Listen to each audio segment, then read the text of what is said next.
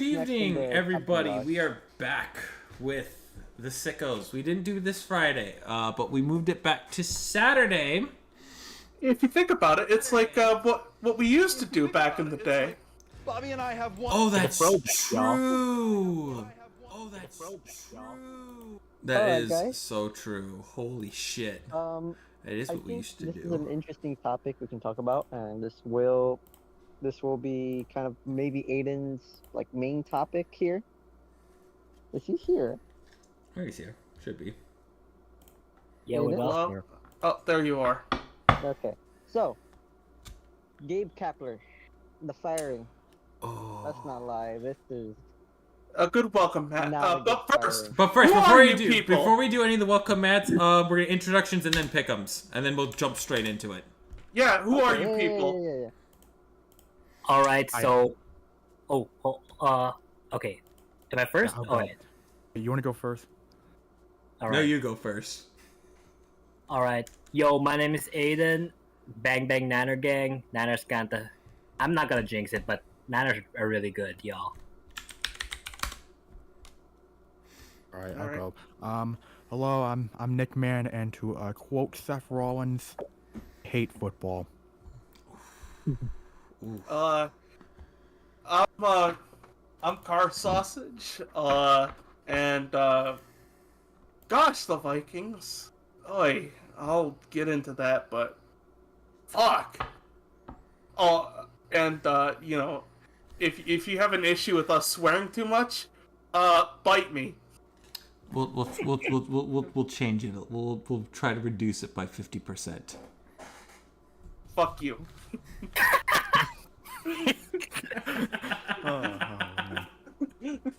So much for that, bro. I mean, I might have to reduce it by 100% while Spencer just doubles it. Damn, you playing an assassination attempt here? Damn,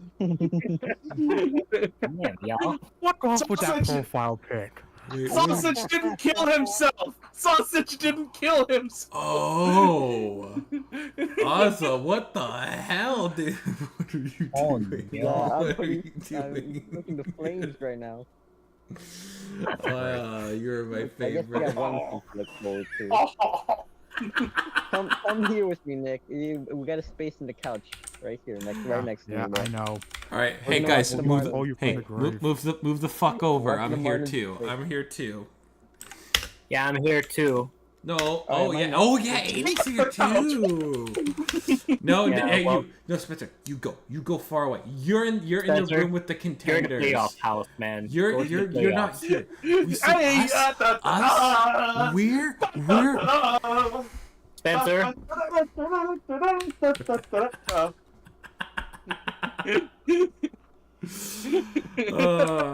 We got Awesome, and then we have also myself, and was going to be my intro. Then kind of just. Yeah, that's just what goes on in our brains, like 24/7. Mm-hmm. Yeah, true.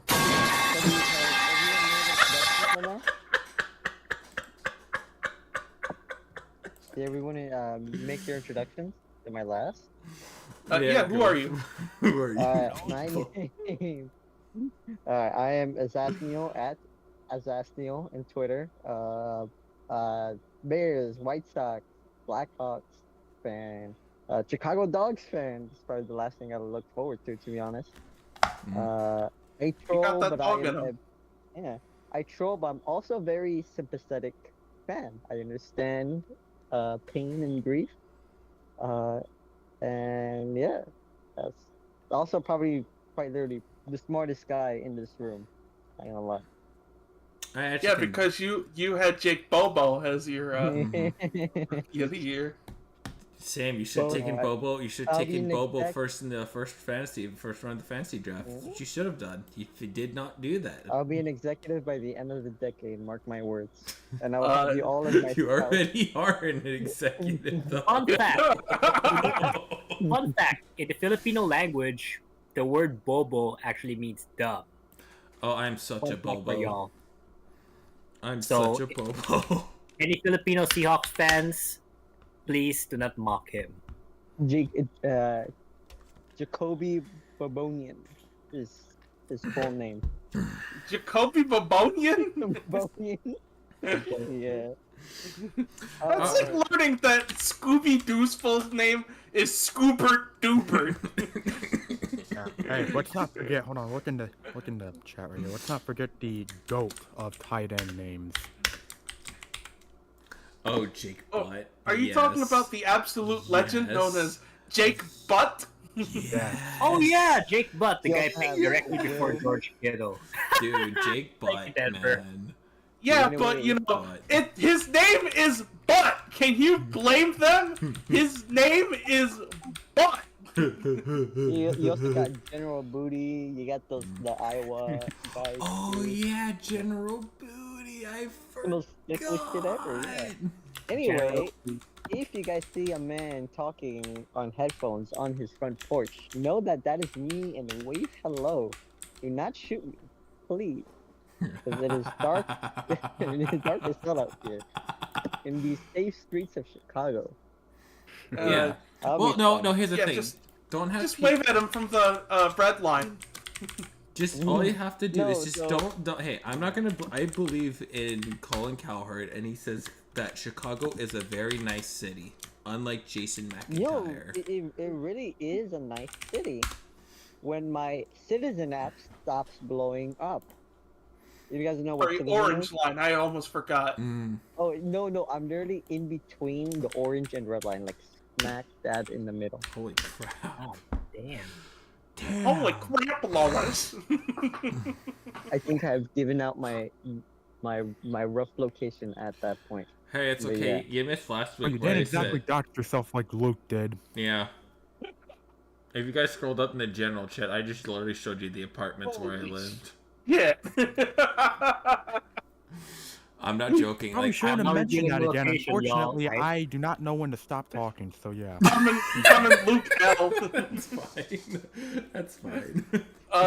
Anyway, we have stuff to talk about and things. Like, we have things to do. Who's gonna win? First, for announcements, we are doing a watch-along. Tomorrow at 10, we're going to be doing the first Tank Bowl of the year. We're trying to step up our watch-along game. We need to step that up. We got to start doing some of them because that's how we get Tom Grossi, the Goosey Poosey, and hopefully maybe Brandon Perna and all the pornographers to get rated. And hopefully we get rated tomorrow. I hear the round ball rock. Can't just be saying pussy like that, bro. That's disgusting.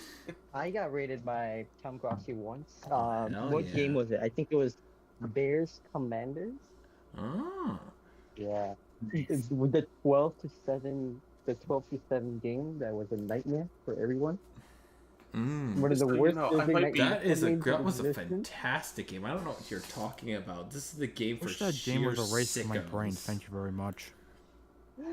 That was a great game for just pure sickos. That was just chef's kiss. Nah, I'm not even. Probably next. I hated that game. That was a great game. That's what it's all about. You can tell I had a terrible time because I'm starting to get the burps. I see. Oh damn. Anyways, my fucking stomach, fam. We have Bears Broncos. Enjoy our suffering. Mm-hmm. Enjoy our fucking suffering. I mean that game could be better. Actually, it's like heartburn. Oh shit. Yeah. Fun. What are you gonna do about it? Yeah. Heartburn, huh? Well, I guess don't eat too many spicy foods. Don't eat too many acidic foods. I try to avoid tomatoes as much as I can, but it usually doesn't flare up because I have meds for it and shit. Good. Man. Okay, so let's start the pick'ems right away, and let's get that out of the way because we got a laundry list of stuff to talk about, and if we don't get to that, we'll be talking about that during the watch along tomorrow. All right, first item of business. Denver, I know Spencer is last place, but I haven't counted in 2 weeks. I'm pretty sure nothing has changed in terms of the leaderboard, but we'll have official leaderboard update after this week. So, starting off, I'm going to be picking the games, and what other games to pick than the Tank Bowls. The 2 Tank Bowls this week. Oh We boy. will- Oh boy, oh boy, oh boy. We will be picking the Tank Bowl loser, which means they win the game. The winner. But What? also loses. What? We're predicting the Tank Bowl loser. Remember, the goal of the Tank Bowl is to not win, which means you won. Which means if you win, you lose. All right, the winner of Denver versus Chicago. Okay. I'm gonna give it to the Bears. I'm gonna have to go with the Bears too, cause they've been a big ball of disappointing this season, but they have some talent, and hopefully Fields turns it around. Whereas the Broncos, they're the team that got shat on by 70 points. I don't trust the Broncos. Plus, I already drew the Broncos getting piped. It was a cameo in the drawing, but yeah. I'm going Denver. Their offense can move the ball. Just because their offense can move the ball, and Denver and Chicago, just Justin Fields. This is Justin Fields' last chance before I think you look to Caleb Williams.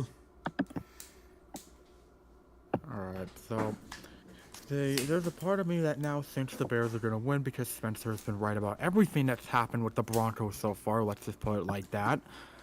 However, I don't have faith right now, so you know what? To balance everything out, I'm gonna pick the Broncos, because why fucking not? Alright, Ozza, who do you got? Hello, keyboard.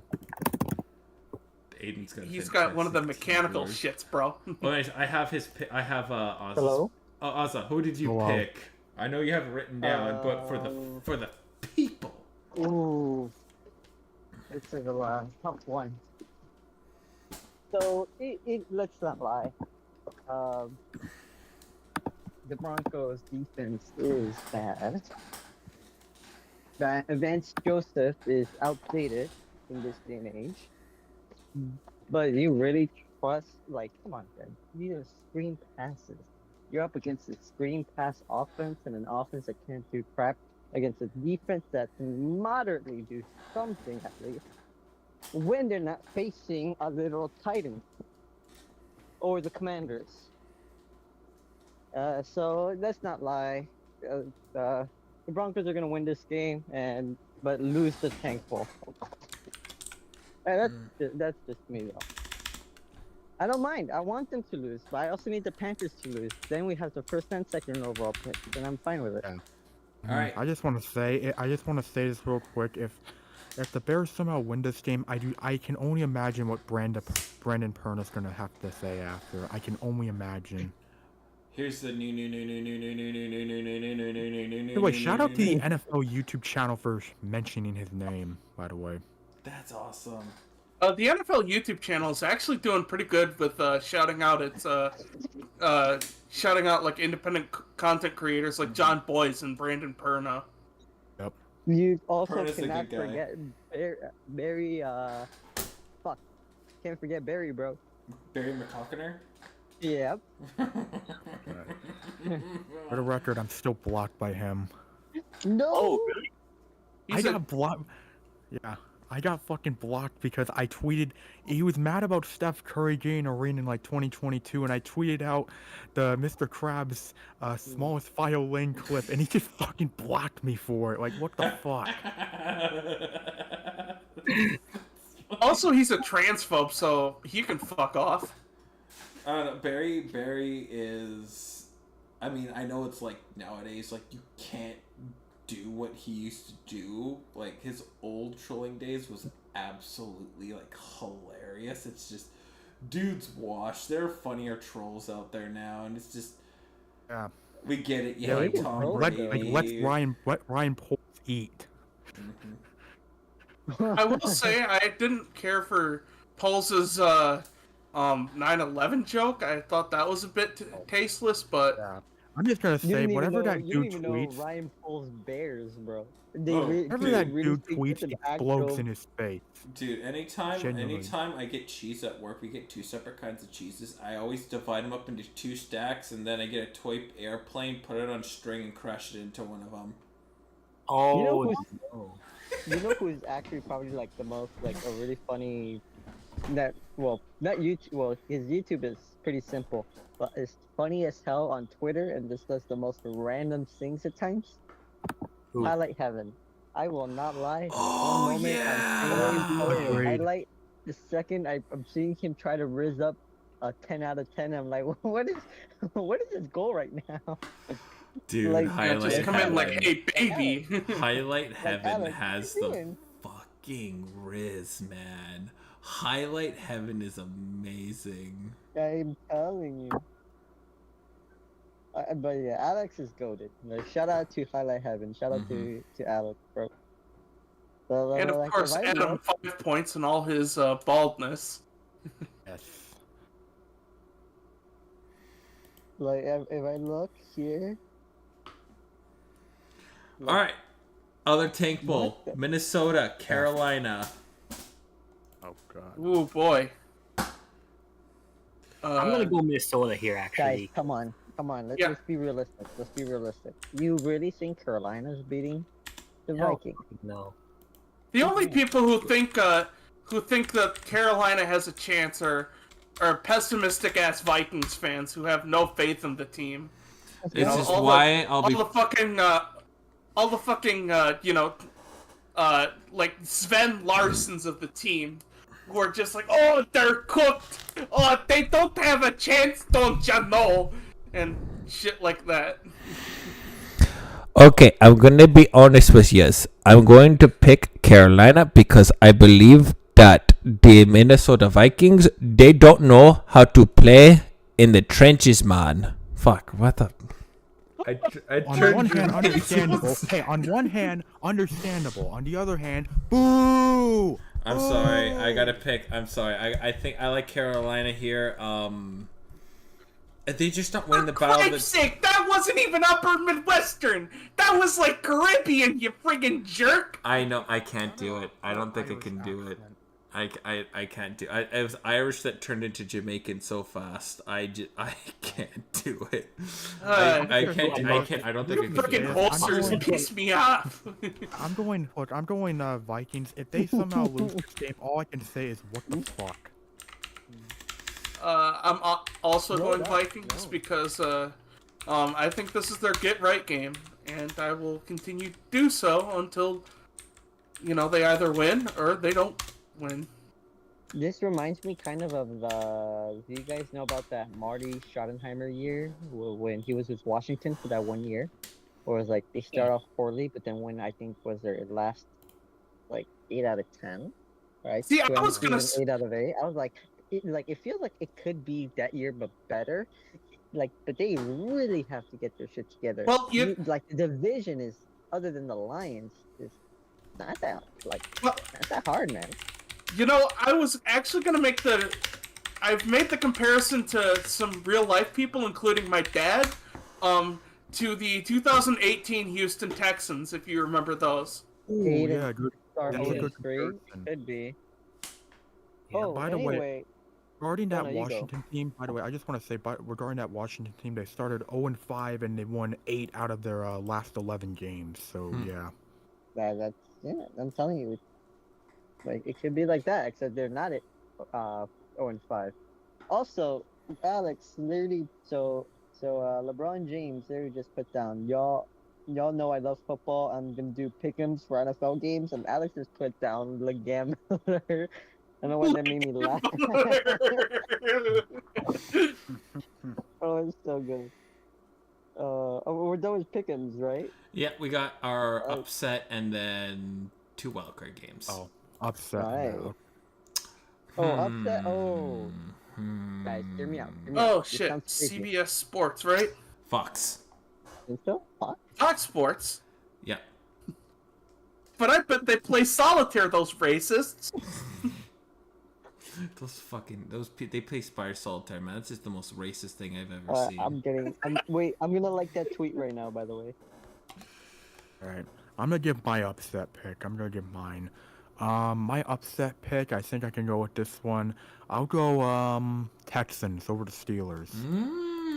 Okay. I'm taking that one. I like that one. I'm gonna steal Nick's upset. I'm gonna go for a different route. I know I've been pretty bad at upset wins and all that shit, but you know what? I think I may have a bit of confidence in this one. I'm gonna pick the Bucks over the Saints. By the way, did you all hear that Derek Carr is gonna be playing? Holy shit. Yeah, he's playing. From what I heard, he's gonna be playing. They said. Wait, sorry, my mind got blown away. Wait, what was Aiden's pick again? I heard Derek Carr's playing, and my mind just went blank. Buccaneers over Saints. Buccaneers. That's an upset. Yeah, for some reason. They currently have New Orleans by 3.5. All right. Well, But from Rap Sheet, he said, against all odds, there is now optimism that Saints quarterback Derek Carr plays against the Bucks. Dealing with an AC sprain, Carr did practice on a limited basis on Friday. The coaches will need to know he can protect himself, but there is a chance. Okay. Should I big ball again, or should I just go with the safer upset? Yeah, you're not getting there. I'm not making any bets this time. I'm not doing any doubles or nothings. Definitely not getting to do any doubles or nothing. Like, oh no, I guess I have to give Spencer a copy of NHL 24. Darn, I guess he's gonna have to help me with documenting everything. Darn. All right, call it heads or tails. Tails. Fuck, where'd it go? It's tails, which means I'm gonna go with the crazy one, and I'm gonna say the Commanders are gonna upset the Eagles. Let's go. Okay. Damn. Because I know that's Oz. I know that's Oz's too. He's got the commies upsetting the Eagles. In case you're wondering, my safe one was the Falcons upsetting the Jags. Shouldn't it be? Wasn't there a rule for the? It's 3.5. Oh, it's yeah. 3. We're counting 3. 3 the field goal, it counts. Okay, yeah, fine. That should be good. That's 6.5 though. Okay, that's fine. But I already said commies Eagles. I know. Okay, now wild cards. Funny spit noise. I'm gonna make sure so that they are all pretty balanced. I'm going Colts, and I'm gonna take the Browns. Browns. You know I'll what? go Risk next. of. Oh, go ahead. Okay, I'll go next. I got the Eagles, and I got the You know what? I'll go. Let's go. I'll go Bengals. They own the Titans, so why not? Who was your? Was it? It was the Bengals and Eagles. Eagles. Put them together, you get the Beagles. So, Aggressive dogs, those bastards are. Holy crap. Okay, I'm gonna go for my homer pick again. Niners over the Cardinals. And I gotta ban you from picking San Francisco for a week. So my other pick is gonna be Chiefs winning against the Jets. all right, fair enough. So yeah, throwback to 2019. All right. All right. One of the games is I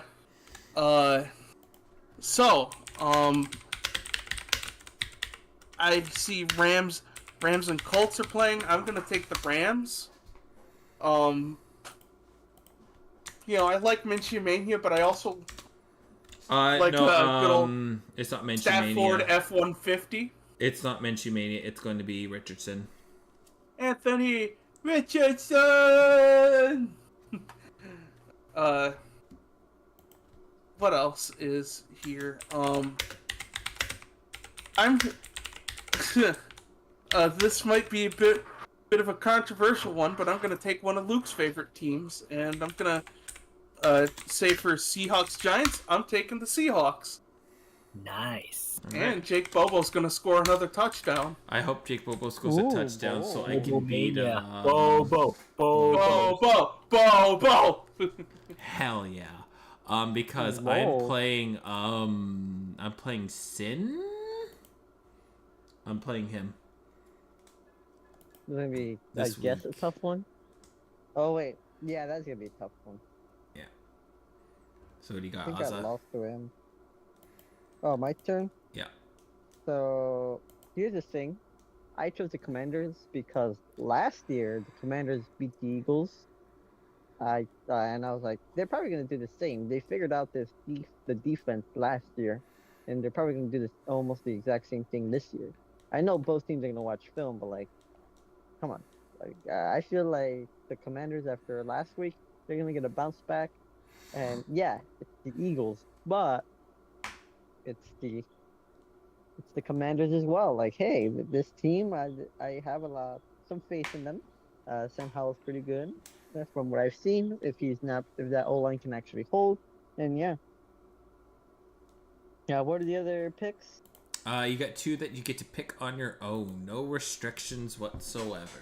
What did I choose? I'm looking. What did I choose?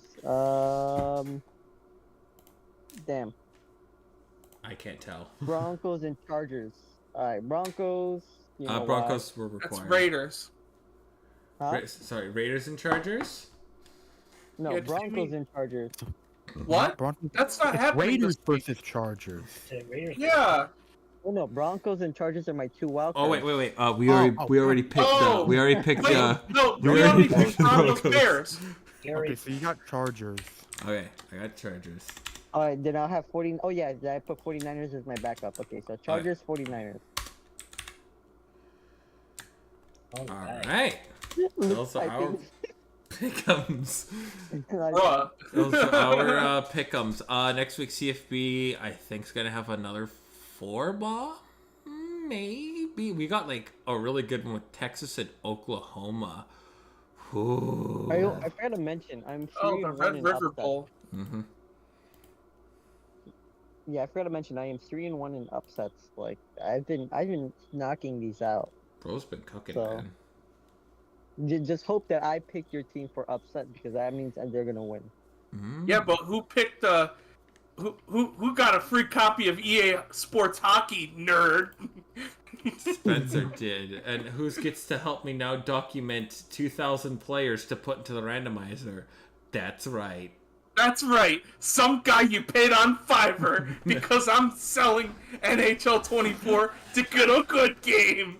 You fucking idiot. Aww. Sad. You wouldn't do me like that, Spencer, would you, though? Yeah, Spencer, that's low. That's low. Yeah. Well, like, in perspective, it took me 10 days to do it alone. Yeah, I'll help you, buddy. Thanks. Especially just because- just documenting it. That's it. Like right. Yeah, especially because data entry is my jam anyway. Oh, hell yeah! I might just get it. No, I need to say I can't be spending money yet. I have to wait till November to get it. I can wait till November. I'll be waiting. I have to spend a lot of money now. Did I tell you guys that my laptop's in repairs? Yeah, I heard. Oh yeah, you did tell us that. 2 weeks, well now, I guess 11 days now, out of commission. Oh, And that's why I'm on my phone right now. And so now, in order for so what the problem was, graphics card was just heating up way too much. That was shut down the computer. So they're probably gonna fix that, do some thermal repaste because that's probably all cracked down. So now, before the laptop comes back to my lovely hands, I need to make to have some insurance in that this won't happen again and to avoid the same mistakes. So I gotta buy those laptop coolers that has like a fan on the bottom, like a Yeah. pad with fans Yeah. that blows wind up to the laptop.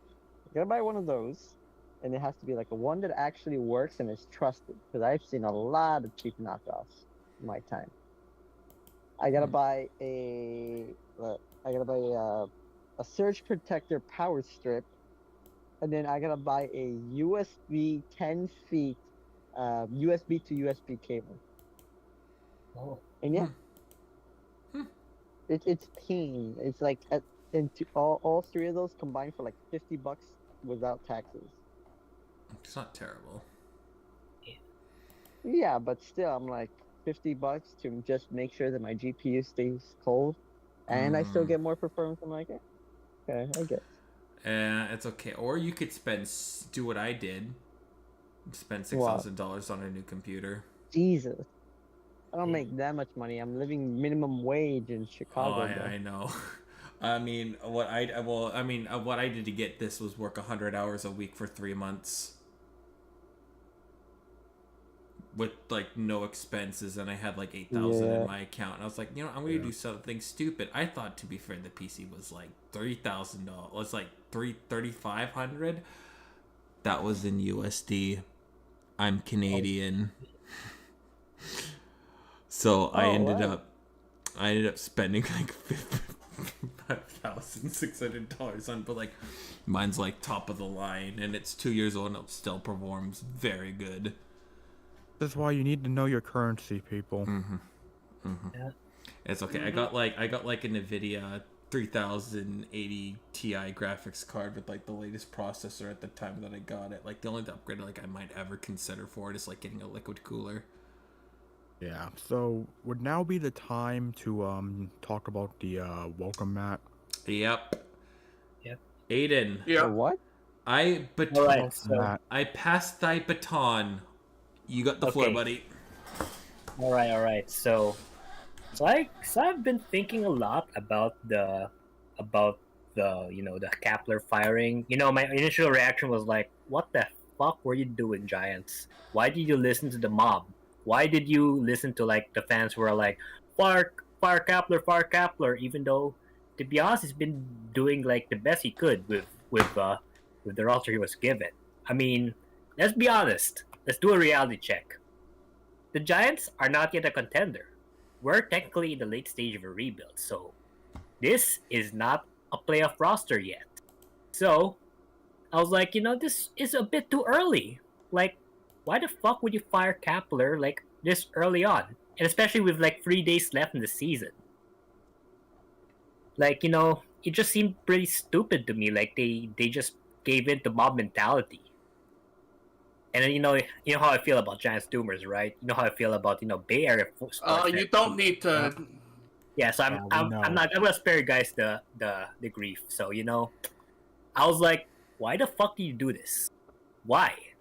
At this point, I even started doubting like Farhan. Like, I still believe in his vision, but I'm like, Farhan, what the hell were you doing, man? Why did you even consider this?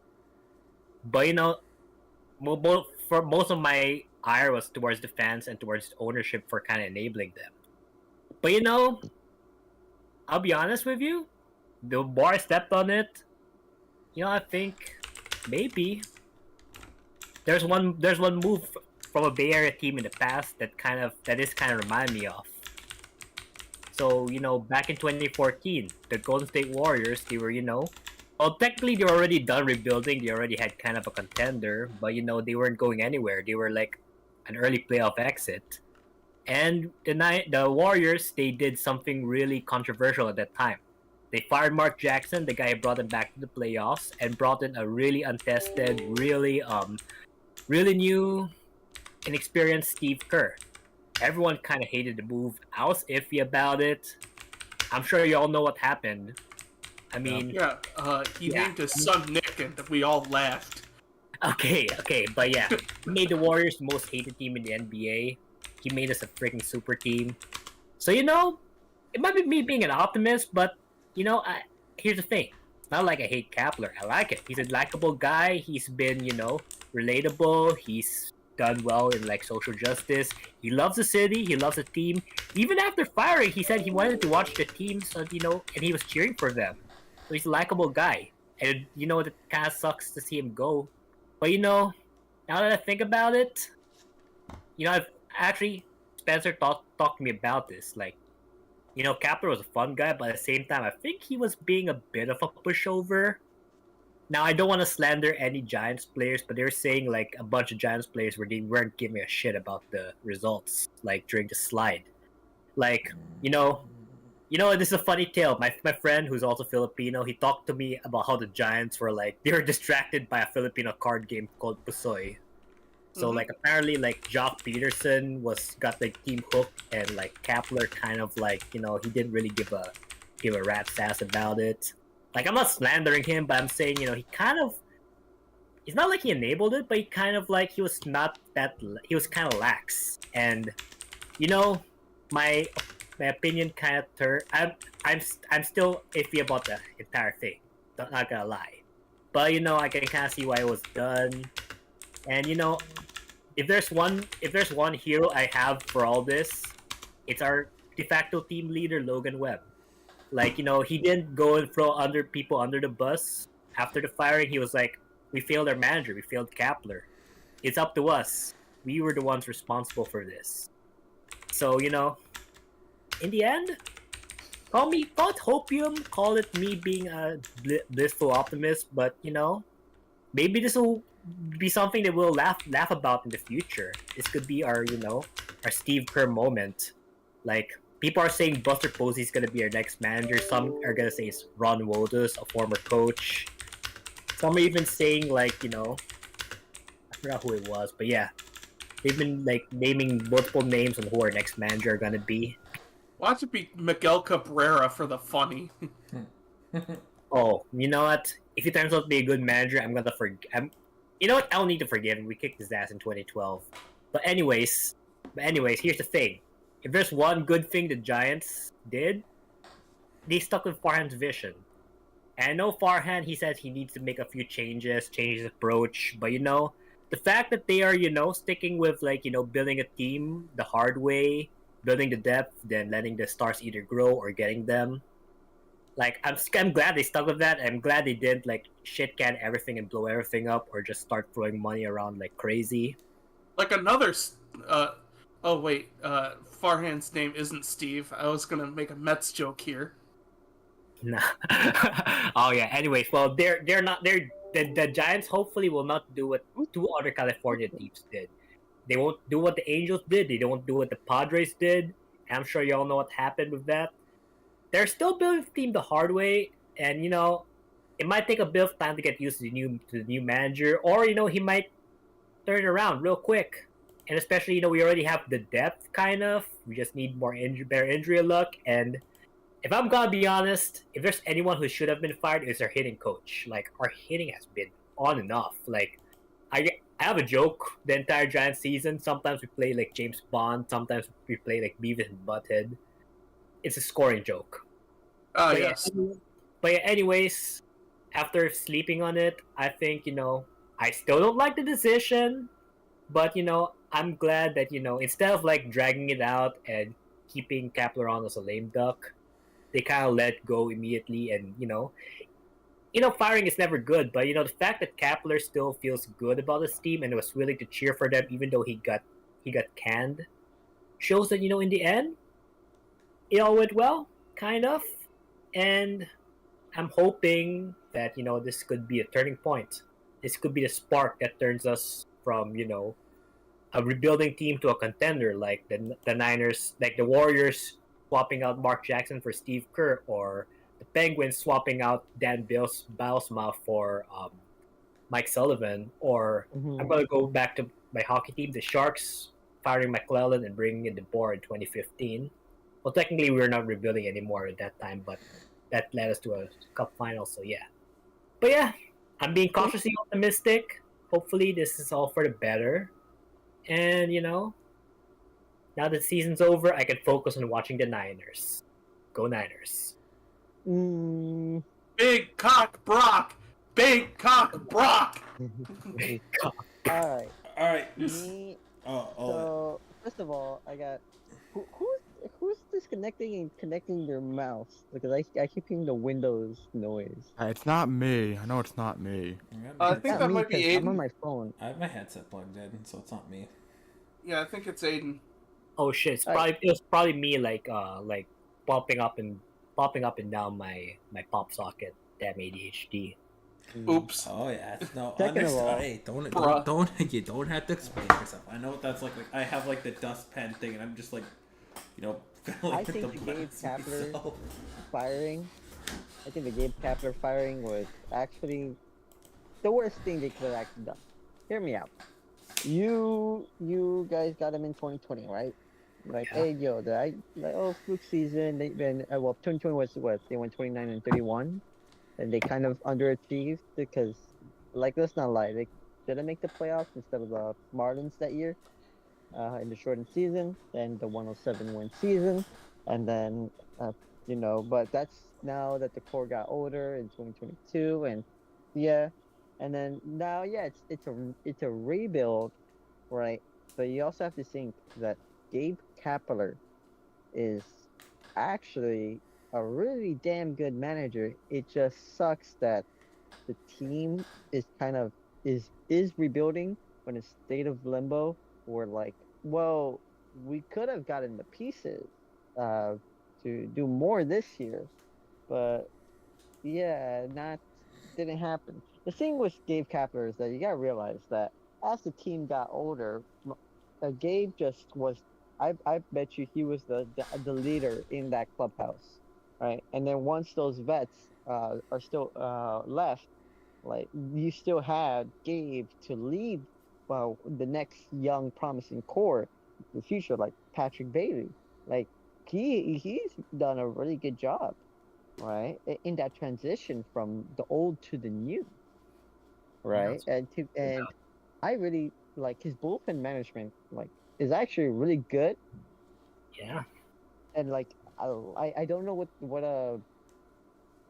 the hell the Giants fans are like, so like fucking around about, like, this, like, They're your entitled. manager is really goddamn good. It's just that the pieces around is right now are not at the elite level that we are looking for, right? Yeah. There's, Like, hey, we still we still need a little bit more juice that we don't have yet. And this could have been a 65-win season if it were not for Gabe, to be honest, right? yeah. And so now firing him, it leaves a lot of uncertainty. Who do you get? Who's in the market that you can even get is the question. I That's mean, my biggest concern actually. imagine if the I want to say that Dodgers I actually fired want to. Dave Roberts. Imagine I want that. to actually, No. like, I want to say something because my thing with the firing of Kapler is, like, it really depends for me. Who do the Giants get as his replacement? That's the $1 million question here. Because if they get And I someone was better, if they get a great manager, then you know what, they'll be in great position. It's okay. But if they fuck up the hire, then yeah, it's not going to look good for them. And I can tell you, many teams are probably in that same position right now in terms of how they view their managers. Here's the thing: um is that at this point, where the team is going from the transition from the old to the new, you need either one, a manager that is in his first year that can understand a young team, or two, an experienced manager that understands what a rebuilding team needs, right? Oh yeah. You don't Oh yeah. need an old part. You don't need I a know. guy that is all tough and shit, right? You need a um guy that can understand it, the what the youngins want, right? Yeah. I So think with that instead, do you guys remember the 2020 manager of the Chicago White Sox? I Yeah. think he'll be a great fit for this team. The bullpen is going to be ass, but trust me when I say that the clubhouse is going to be in the best shape ever. Well, what are y'all's picks for manager for the Giants, guys? I didn't specify a name, but when I talked to Aiden about it, I said, in light of the allegations going around about Gabe Kapler kind of running a frat house kind of vibe in the Giants locker room, I said, I think the way Farhan is going to react to this is he's going to try instilling a no-nonsense, hard-ass kind of manager. Somebody like Clint Hurdle on the Pirates, who's like some old boomer who's like, I'm not going to take your nonsense just because you make money. And shit like that.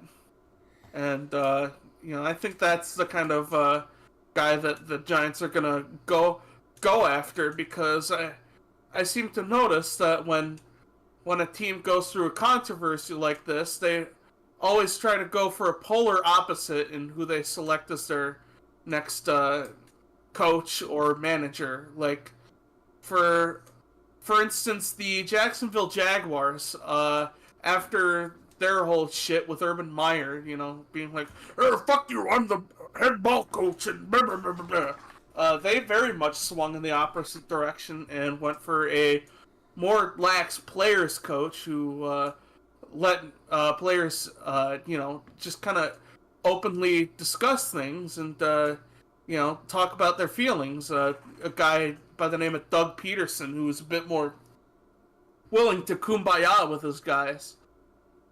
And that's why I think, think to yourself, who's the boggiest boomer that the Giants could possibly get? And that's probably my answer.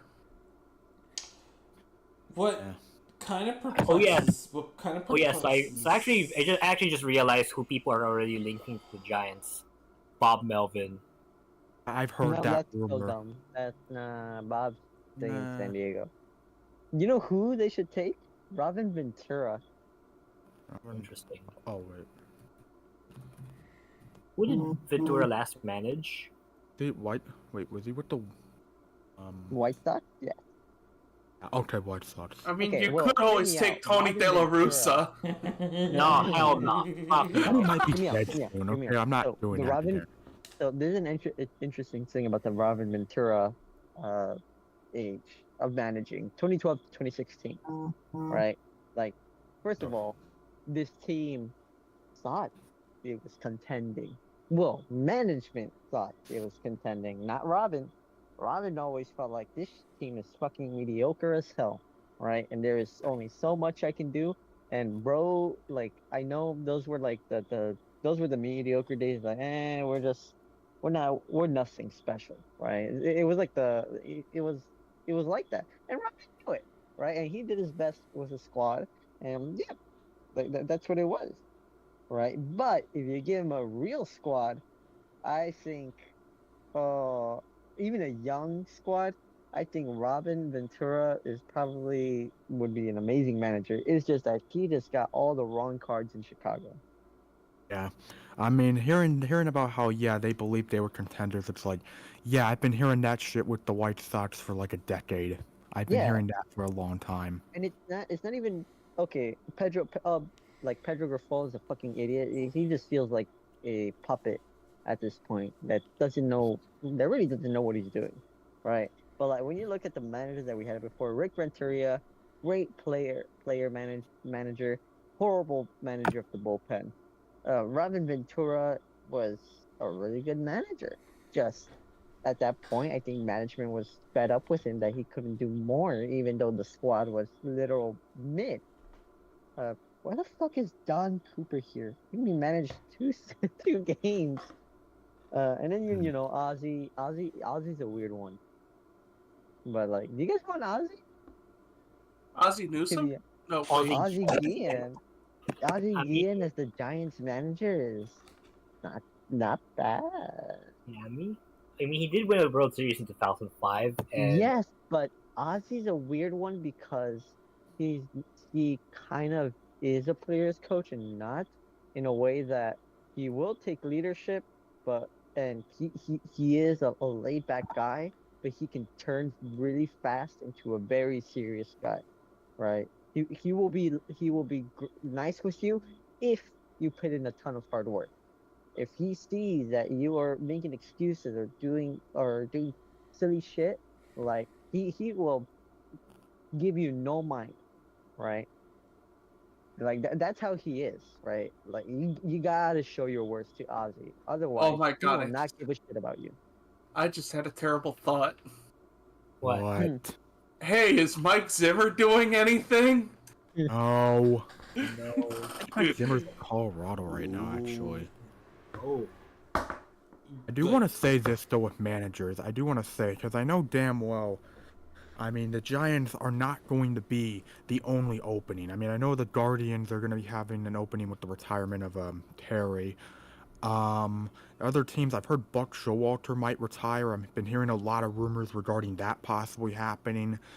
And I'll just say this, and I'm just saying as the guy that I am, I would not be shocked, and I'm not convinced yet, but I wouldn't be shocked if there might be an opening in Chicago real soon, and I'm not talking about the White Sox. David Ross? I know, Really? I feel like this past month, like, I mean, as much as I like David as a dude, I think he's a great guy. Man, he's made a lot of screw ups in the manager role. I mean, I don't know. I mean, I don't think he's gonna be gone, but I don't know.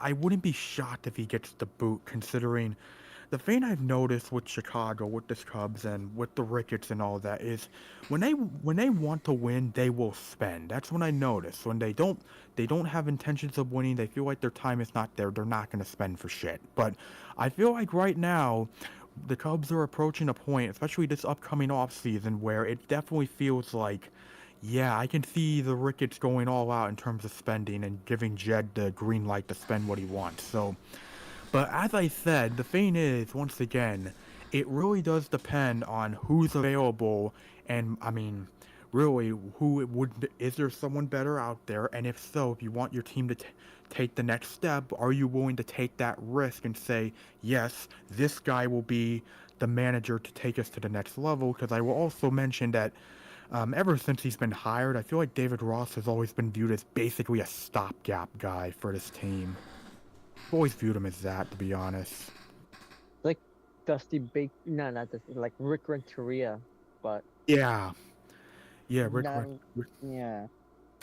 Here's the Renteria. thing. I think we should stick with David Ross. Yeah, it's just, I mean, the thing is, it's like if we can find someone better, it's like, okay, I'm willing to do that. The only problem is, it's like I have a bad feeling. This is just my theory, They get and Joe once and Madden again. no, I get the feeling Mm. that if they do move on from Ross, the guy they're gonna hire is gonna be Joe Girardi. Yeah, I just think that No. because he's in the Cubs booth, he's in the Cubs like the marquee sports staff and stuff, and they brought him in this season. I mean, granted, he is a former Cubs player, but at the same time, it definitely feels like they brought people have the rumors they brought him in. Some people believe he's just a scout, just in case they ever decide to fire Ross. And here's the thing. If it was Yankees Joe Girardi, I wouldn't mind that. The problem is, if that was to happen, we're probably not getting that version of him. Instead, we're probably getting Phillies Joe Girardi, and we know how much of a disaster that tenure was. Yeah. But yeah, that's a debate that should be I feel like continued Now another you time. are. That's what I'm saying. Like what? Like at that point, we shouldn't look at managers, previous managers. At that because we're not gonna get that. At that point, we're gonna have to look at guys that are are first year managers that will become first year managers and have a good kind of reputation. Do you guys want Charlie Mario? Although I mean he's not a first year manager, but actually never mind. Our hitting was shit when we hired him.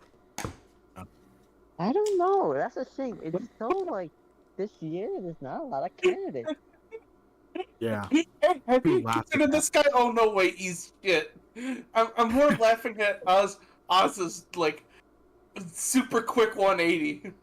No, because I just remembered. I was like, oh yeah, I like I'm putting out names, and then I'm reminded by myself that oh no, this guy's really bad. It's such a weird. This is just a very uncertain time for Yeah. managers now.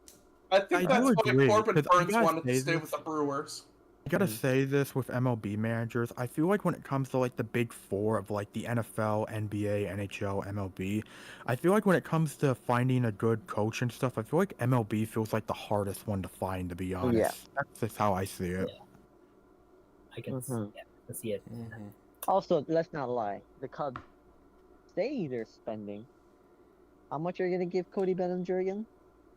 Yeah, we gotta see what happens with Cody. I'm hoping him and Candelario are both brought back this offseason, but I've definitely been gonna be. hearing rumors that Cody's not gonna be brought, be Well, I back, do and that they're know gonna he put wants to PCA instead. They're gonna bring up grow PCA to Armstrong. play Yeah. outfield.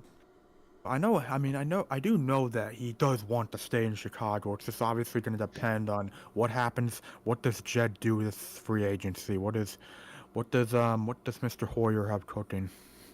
Yeah, that's going to Yeah. be something to wait and see and I see what myself, happens. I myself would try to like think about Seiya Suzuki, PCA, and then Cody Bellinger in the outfield. Kind of sounds pretty good. Yeah, Like definitely. who do you That's have what in I your want. outfield right now? I mean, the only other guy we have is Ian Happ. Well, I like Ian Happ, but I'm not gonna lie. Many Cubs fans have definitely been very tired of him because David Ross keeps putting him in the third in the lineup, which makes no sense because his hitting is some of the weakest on the team. Hmm. Wait, third weakest and third in the team. What? Okay, Oh so no, he third doesn't hit third for in the power. lineup. Third in the Third in the lineup. I mean, Okay, third in the does he hit for lineup power? and the weakest hitter. Why? I don't know. Just Wait, because they're probably old friends or something like that. he, I think the he's oldest not a tenured bad Cub. hitter. It's just there's better hitters that should be up in like the third spot. Yeah, like Cody. Yeah. All right, so now comes this. So David Ross should, yeah, he could be gone. Now comes okay, outfield. We brought in Cody on a 1 year deal, and we brought him back to life, right? Do you want to bring him back again? Because now if he's gone, that outfield hole that you were fixing, that center field hole that you were fixing at the beginning of this year is about to be gone again, and now you gotta refill it. And like PCA is a good option, but like it's a thing of reshuffling the deck. Ian Happ, from what I can hear, is he a power hitter? I wouldn't call him a power hitter. He's more just a base hit kind of guy, but Okay, so at this point,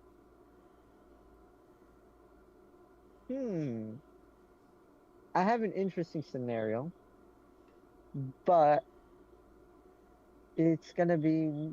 I'm not sure if Cubs fans will like this, but it could bolster the.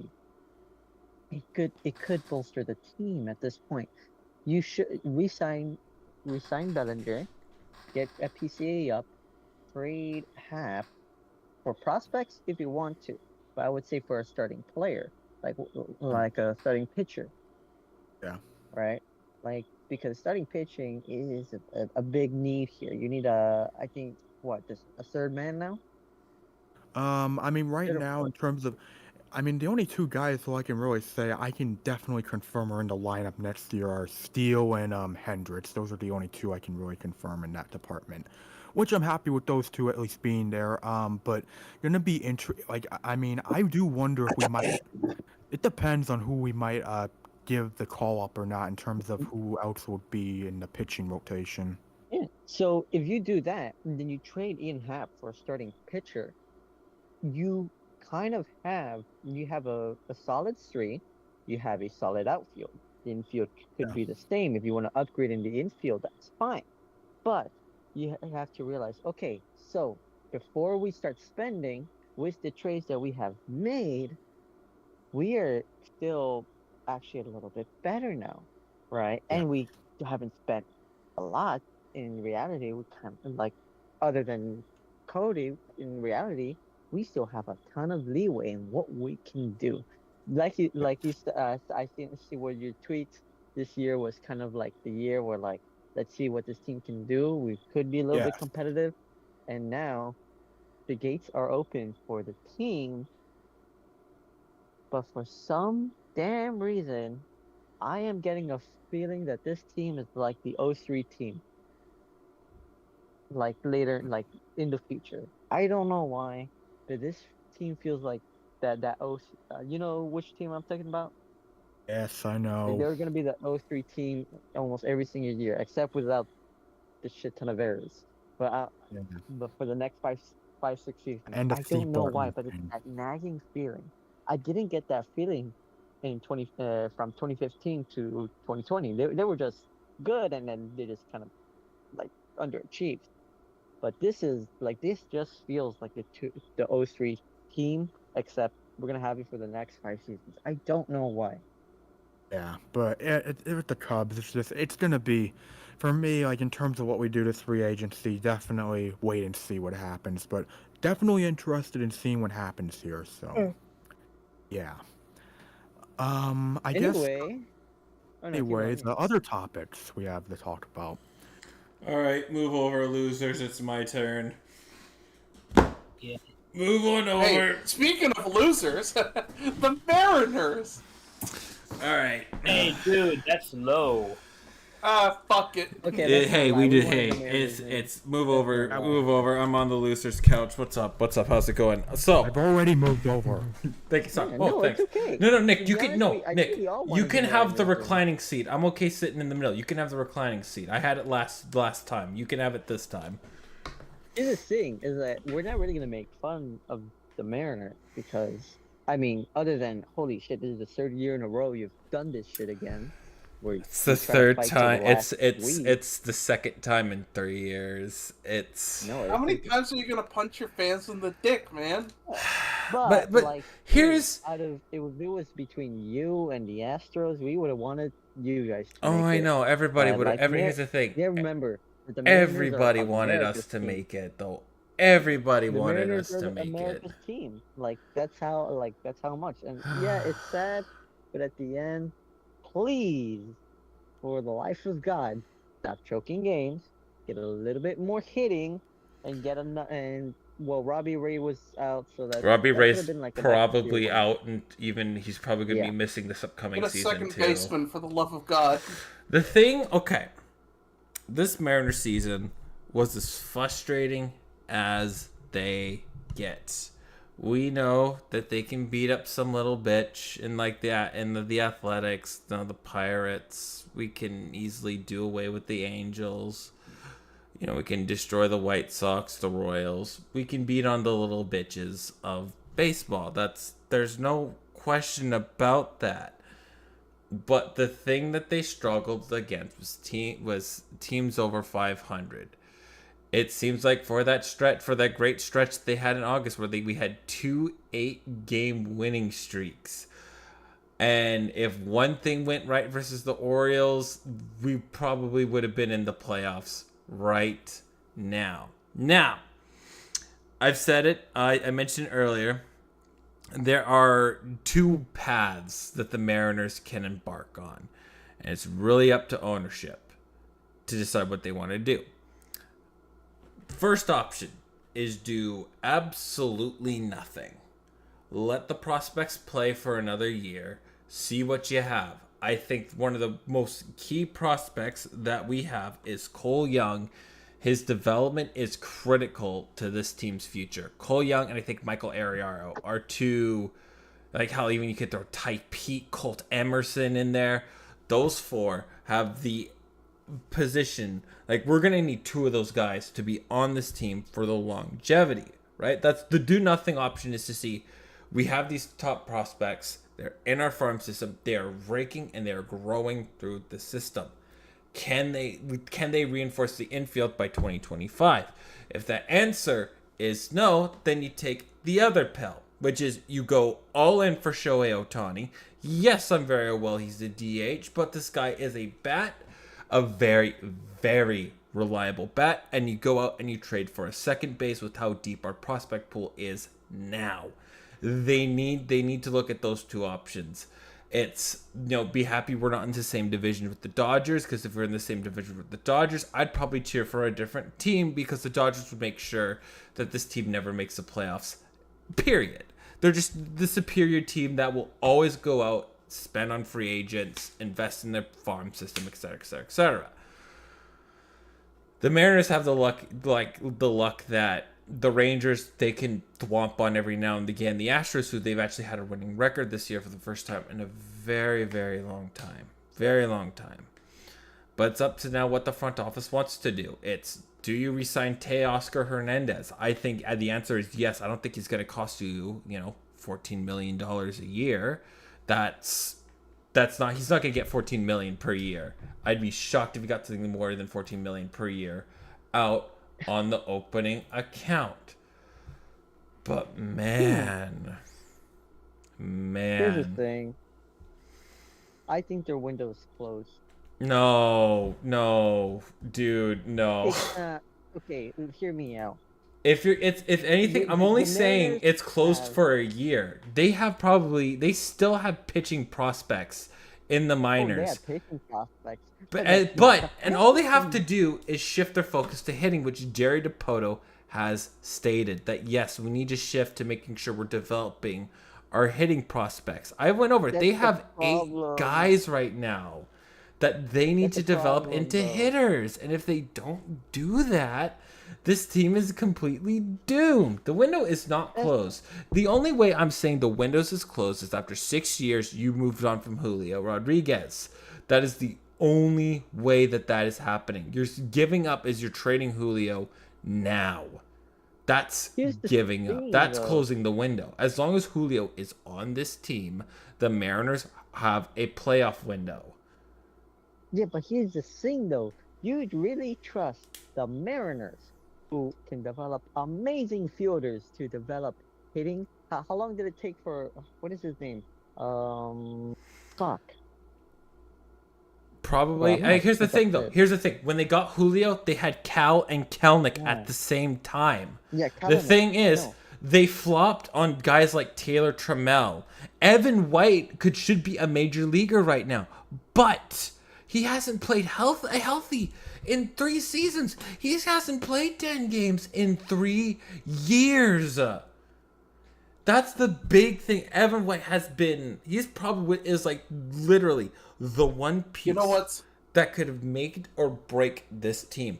But he's been hurt. He got injured on a freak accident in AAA in week 1, game 2, and he was out for the season again. I don't know. You know what's even bigger though? That one dude's dumpy.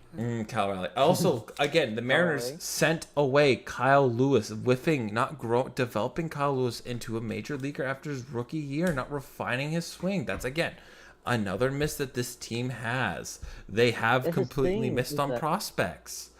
But they have 8, though. They have 8 guys, and if all 8 whiff at the major league level, then yes, I will say it's over. But I'm not saying it's over yet, because they have 8 studs in the minor league system that if they grow and develop and have at least half of them make a major league roster, this team is going to be good for a very long time. Like, I am very high on 8 hitters that are in this minor league system right now. That's good. I just say this. Now comes the next question. How long are they going to take to get up there? Cole Young, the earliest one would be Gabe, Cole, and Harry Ford 2025.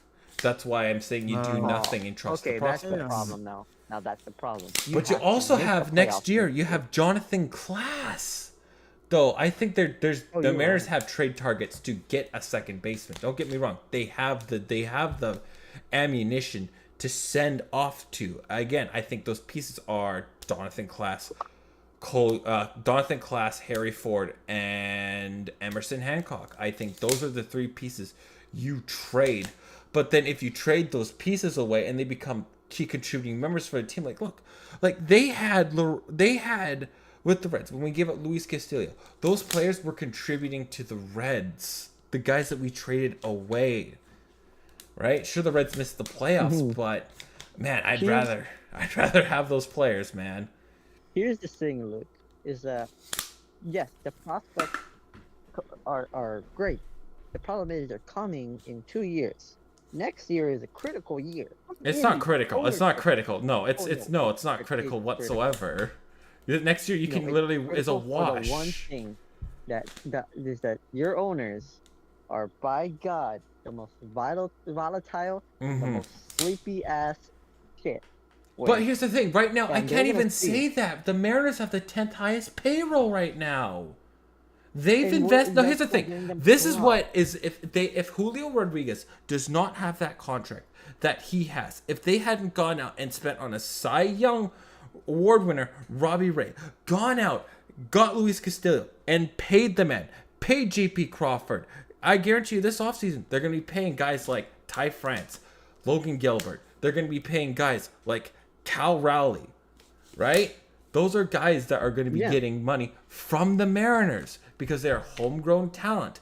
If this organization wants to say, you know what, we're done with this competitive window, you're trading away that Julio Rodriguez contract. That contract is so valuable. You're not going to let Julio die out there, though. You're not going to let Julio die. You still have the same roster. The thing is that you have to upgrade the roster, and you have to do it now. I don't think. I think the thing is Gilbert and Kirby, Kelnick, Cal Rowley. They're not in their 30s. They're in their mid-20s right now. So am I. This is. They are younger than me. Their window is more open than you think it is. That's my big point. Their window. I need you to realize something. There's two players, that they will have to replace in the future, and that's J.P. Crawford and Eugenio Suarez. I will absolutely admit, you're absolutely right. They will have to replace them. But that's why I said there's guys in the infield like Michael Arrieta, Cole Emerson, and Cole Young that are critical for this team's future. You can trade guys like Gabriel Gonzalez, Lorenzo Montoyas. You can trade those pieces away because I think we have our outfield figured out for the long term. I mean, other players we can trade away. I just need you to be realistic. I am being realistic. I am being realistic. Great. Like, yes, the team could be amazing, competitive, but I am being realistic. I'm not saying next year could be. And it's not just Collins. Yeah. Here's the thing. That's why I said there's two paths for this team to do. That's why I said there's two paths. They can either do nothing, let the prospects grow and develop in the farm system. That is something that I wholeheartedly believe in because the team has made horrible trades where they sent top prospects for guys that the Mariners think that can help them, and those trades have ended up backfiring. That is what I'm wanting to avoid. Like that's when they develop prospects, it's hard to give. Like there's prospects I'm absolutely willing to get rid of. Absolutely, I think the outfield has a log jam. I think especially if Cal Rowley's the back catcher for the next 10 to 15 years. There's Harry Ford, Emerson Hancock. There's somebody else that's in the pitching, and even then, if they really wanted to, Jeter Martinez is a stud in the Dominican leagues. That is another prospect that they could trade away. They have prospect trade value that they can do, or they can let the prospects grow. There's two paths for them. I'm okay with either one. This window is not closed yet. The moment when the window is closed is when you trade Julio Rodriguez away, and you're not going to do that right now. You're right in a way. Now comes the next question. What the seriously? The Mariners have to stop doing this shit. Where either you're absolutely right. They have to stop, or we but barely missed. When they broke the streak though, Ozza, they made it in with about a week left to spare. They had time to spare. This year was like they had to hope like the gods had to come in and help this team make the playoffs, right? Like the gods themselves, they had to make sure and help this team make the playoffs. Basically, let me just say this with the Mariners. Y'all ran out of miracles. That's how I view it. We ran out of chaos ball. It's like the fucking Cardinals, except no magic pixie dust and God's revelation, like God just being. Yeah, we'll give you some time off. But it's again, their greatest weapon was chaos ball, and y'all be fine. Here's the thing. Y'all be fine. In 2021, I'm going to openly admit that the Mariners played way above their win rate. They should we won 90 games. We're not a 90-win team. Last year we won 92.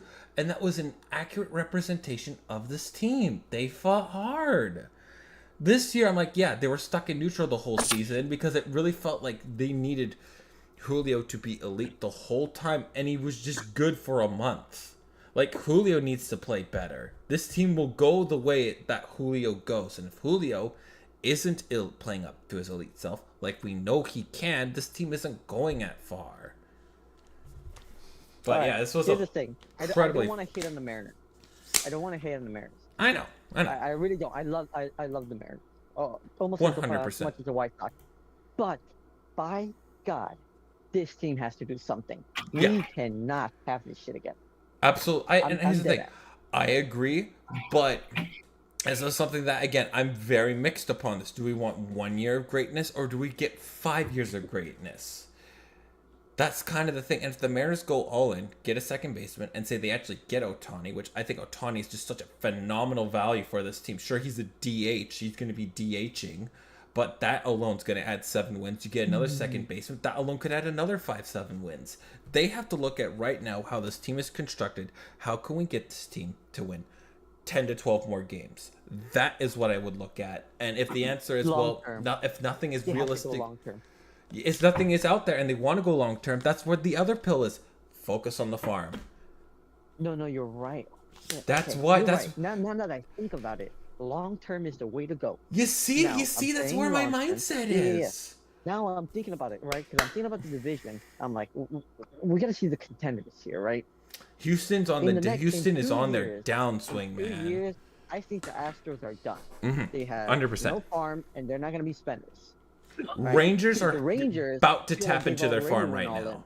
They're about to tap into their farm. Yeah, I don't think they're done yet. Already spent. They're going to be contending for probably the next 3 or 4. But I bet you, one of the years they're going to underachieve the fuck out of this team. These are the Rangers we're talking about. Like, I think that the Athletics. You have no competition from the Angels nor the Athletics. Exactly. Yeah. So once the Athletics, you see, like again, I've been. They're going to spend the hell out of it. Ever since 2019, I've been like deeply analyzing the Mariners. What does this team need to do, year in and year out? I've watched that Legacy of Failure video. I've seen it. I saw the errors that this team had made. And I'm like, I don't want a repeat of this. I'd rather this team be good for 10 years. Because realistically, if this team just all of a sudden they're like the team that always misses the playoffs by a game, we're gonna be looking at this and going, what the hell? And Julio's gonna be either cut or traded. Because that his contract is actually like, it's basically a 6-year deal with a whole lot of club options afterwards. It could be, and it's a contract that if a team sees a whole lot of value in, it is a life contract. It is actually for 18 years, that contract. Okay, but I do want to say something. I just want to say this, speaking of Mariners, yeah, there's a good chance they're going to be hiring a new Twitter admin soon, because look what they like on the Twitter account. Replying to Shannon Dreyer. They did it to themselves, played like losers in September, and got what they deserved. What's the context? I'm trying to understand this. The admin forgot to log out. Mariners Twitter account liked that tweet.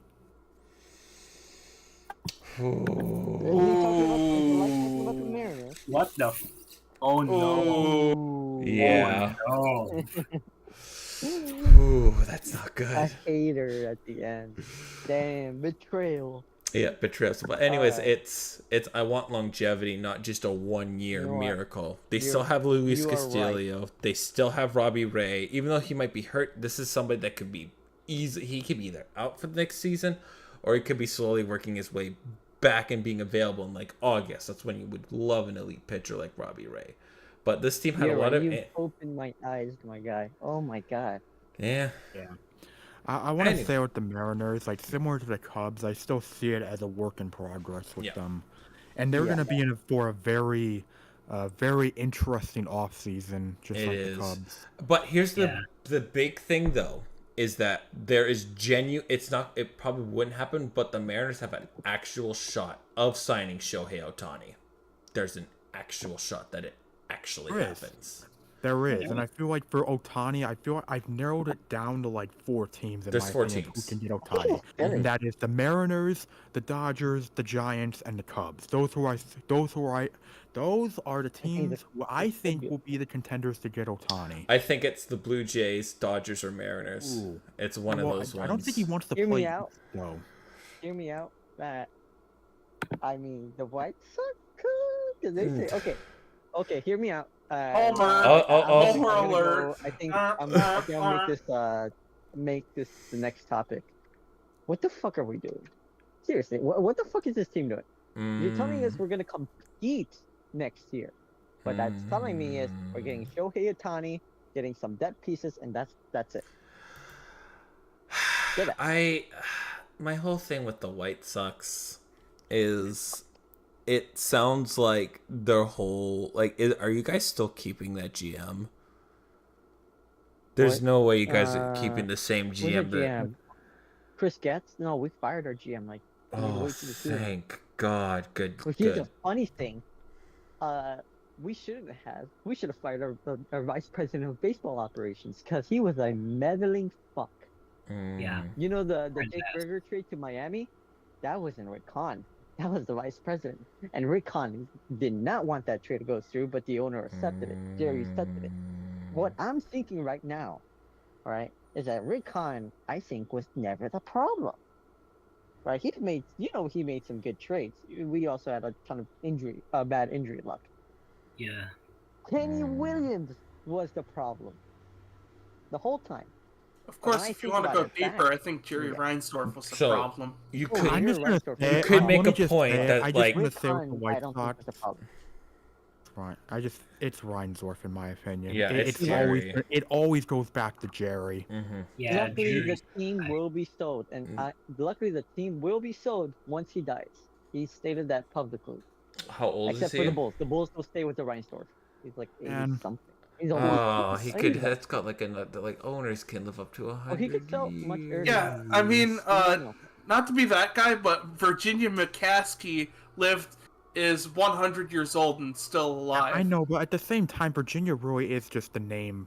The name brand. She does not really have the stress of actually running the team itself. Unlike the Suns, who actually run the lightning strike Chicago Bears. Yeah, but here's the thing.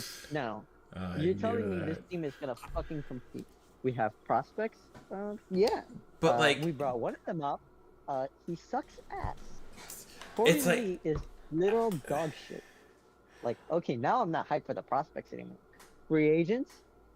Nope. We still need a second baseman, and it doesn't look good.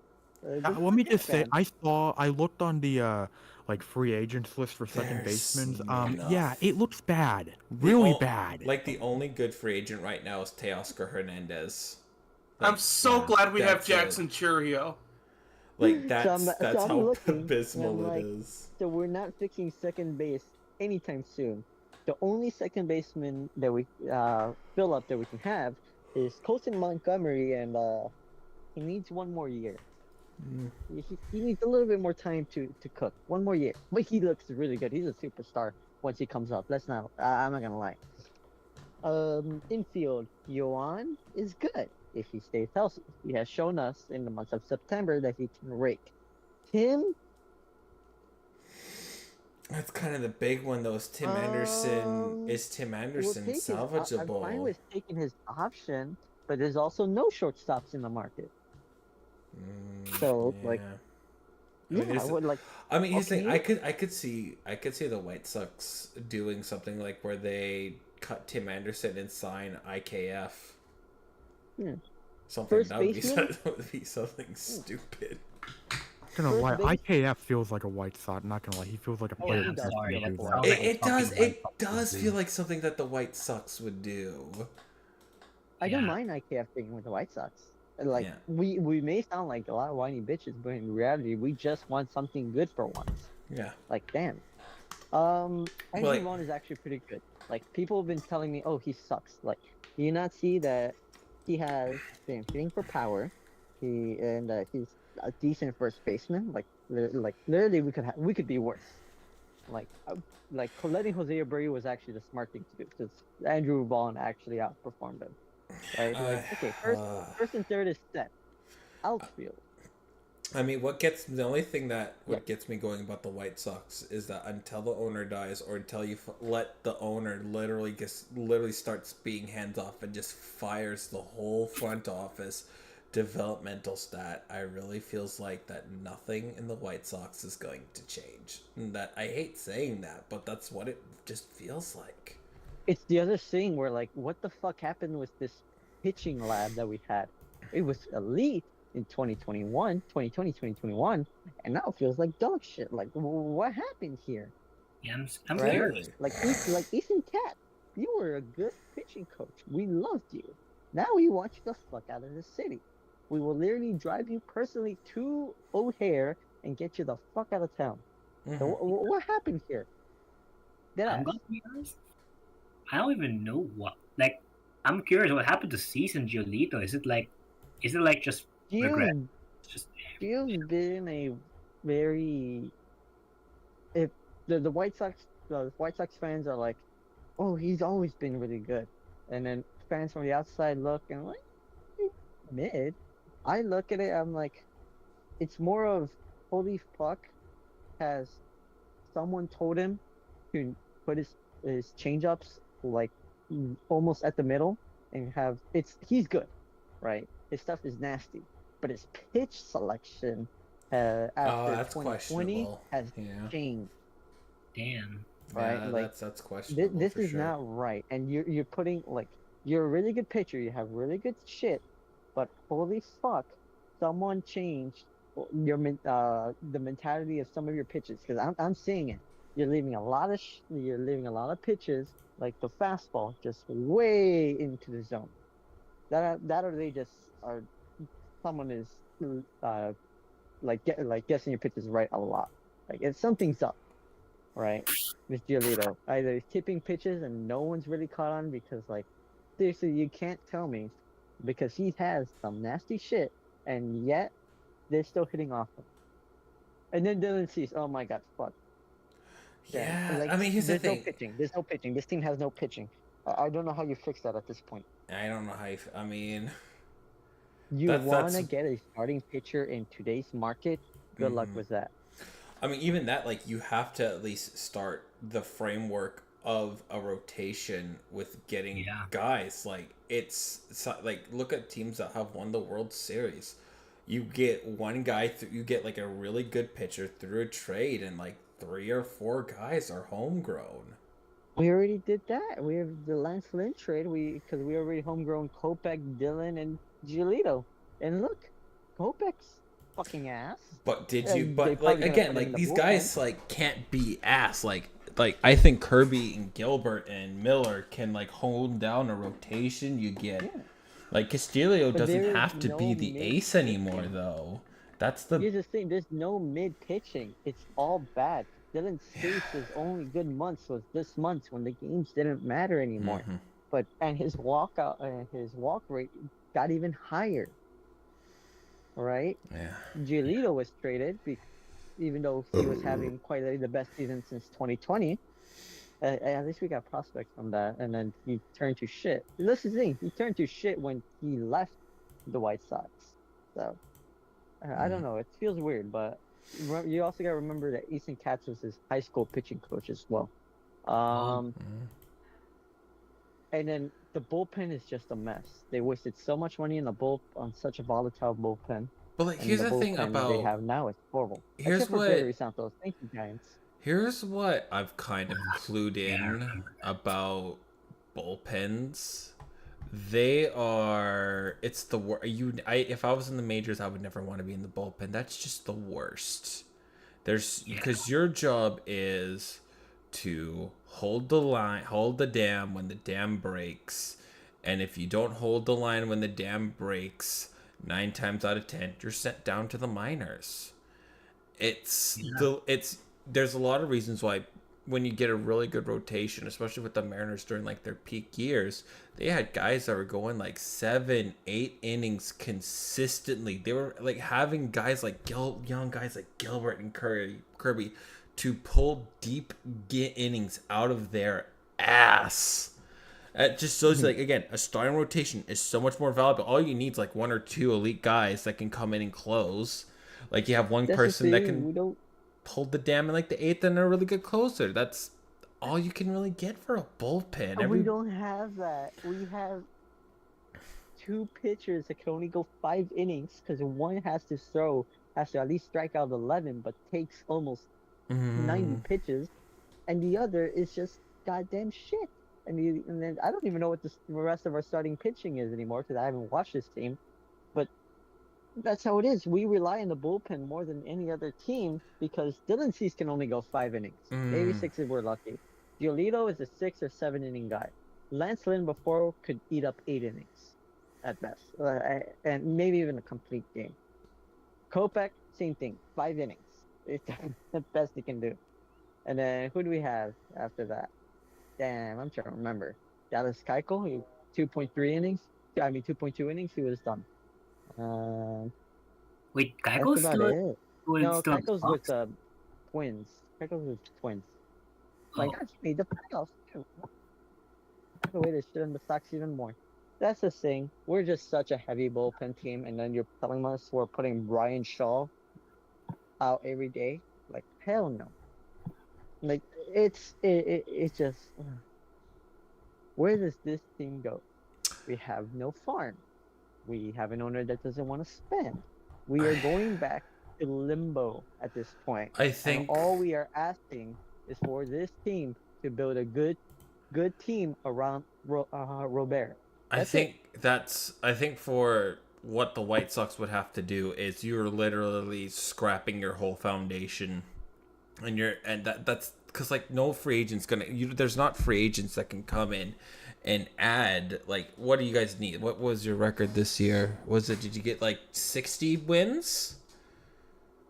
Yeah, we already have lost 100 today. Nice. Okay, 100. And then we're probably gonna get lost 101 tomorrow. So it's like, so you got 61 wins, right? 61 wins, yeah. So if you're the White Sox right now, what players would you have to add tomorrow that are available in free agency that would add 25 wins at the minimum? Shohei. But Holy would fuck. Shohei Ohtani realistically come to the White Sox? Yeah. Remember, 'Cause- Shohei said he wants to be in the West Coast, if I remember correctly. Even then, right? And bro, the only exception is With the if he- Midwest. Here's my thing too. I also think that MLB would never allow Shohei Ohtani. Like MLB would intentionally block a signing to the White Sox. The MLB wants him to the Dodgers because there's no way the best player in the world should be missing the playoffs this much. No. Here's the thing why he should go. Well, Here's the thing. Does The White Sox have Shohei actually brought Ohtani, out some really like good his Japanese- WRC is at 10. So he adds 10 wins. You're still short 15. That's the problem. There's no amalgamation of players that even if you were to completely bust the Still, bank vault open, I don't know if they had 25 wins. I know. Here's the thing: is that the White Sox believe they're contending, even though everyone else knows. And But like because of that's that, what terrible ownership does. That's what the Rockies do. Yeah. The but Rockies think they're but the Rockies are there competitive. to gain money. The Rockies literally admit that their goal is just to be a 500 team, and I they know. played at their 500 team. They didn't even pay It's the just 500 team. Yeah, pretty much it. Yeah, I know, but like the thing is, like I'm saying about the White Sox, if this ownership thinks that, No, the White Sox are weird because they want to contend, they just don't know how to contend. Yeah, that's good. Because that's not in their bloodline.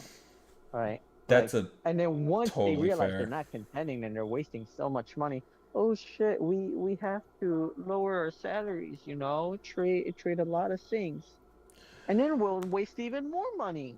Like, choose a path already. That's the thing. Yeah. Like, hey, let's set an actual goal that we can stand with. I think it is getting Jerry to either step away from day-to-day operations and letting the new men he hires, like hiring actual baseball men to run this organization, and you start from scratch. And I not think fucking lawyers. Yeah. I think Yeah. that I don't know. that's the I answer think for the Shohei White has a really good chance Sox. of being here. The That's thing all with I'm the White saying. Sox, I'll just sum it up with this. It's like you can never trust Jerry. You can never trust him. Absolutely. Mhm. Like this is the Yeah. Here's the the thing. only thing that Chicago sports just period has in helping this team is like the whole city is praying to God that Connor Bedard doesn't get sent down to the WHL. You're basically where where Pittsburgh was in 2003. Yeah, you're just praying to God that Bedard doesn't again. It's not gonna happen. Bedard's gonna be a middle six forward. Absolutely, she's probably could be easily starting off I'd be complete. My jaw will hit the floor if they have 18-year-old Connor Bedard on the first line because they got absolutely nothing else. Well, But hey, I mean, Insane. kid's gonna be quite the spectacle. He's gonna be quite the I spectacle think, to I think we watch. said what we would about baseball.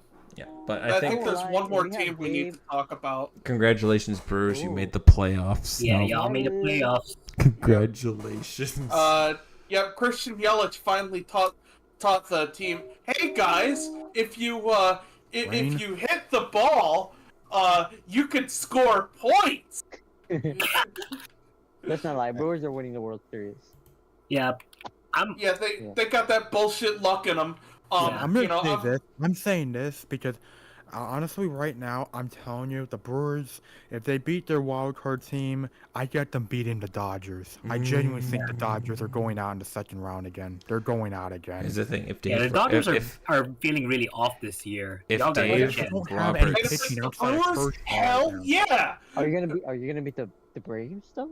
That's the real question. ooh, That's Braves the are a big good question team. because here's the thing. Here's the thing with Atlanta is in terms of talented, they are the most talented team in baseball in my opinion, especially on the hitting side, especially how guys like Acuna and Olsen are doing.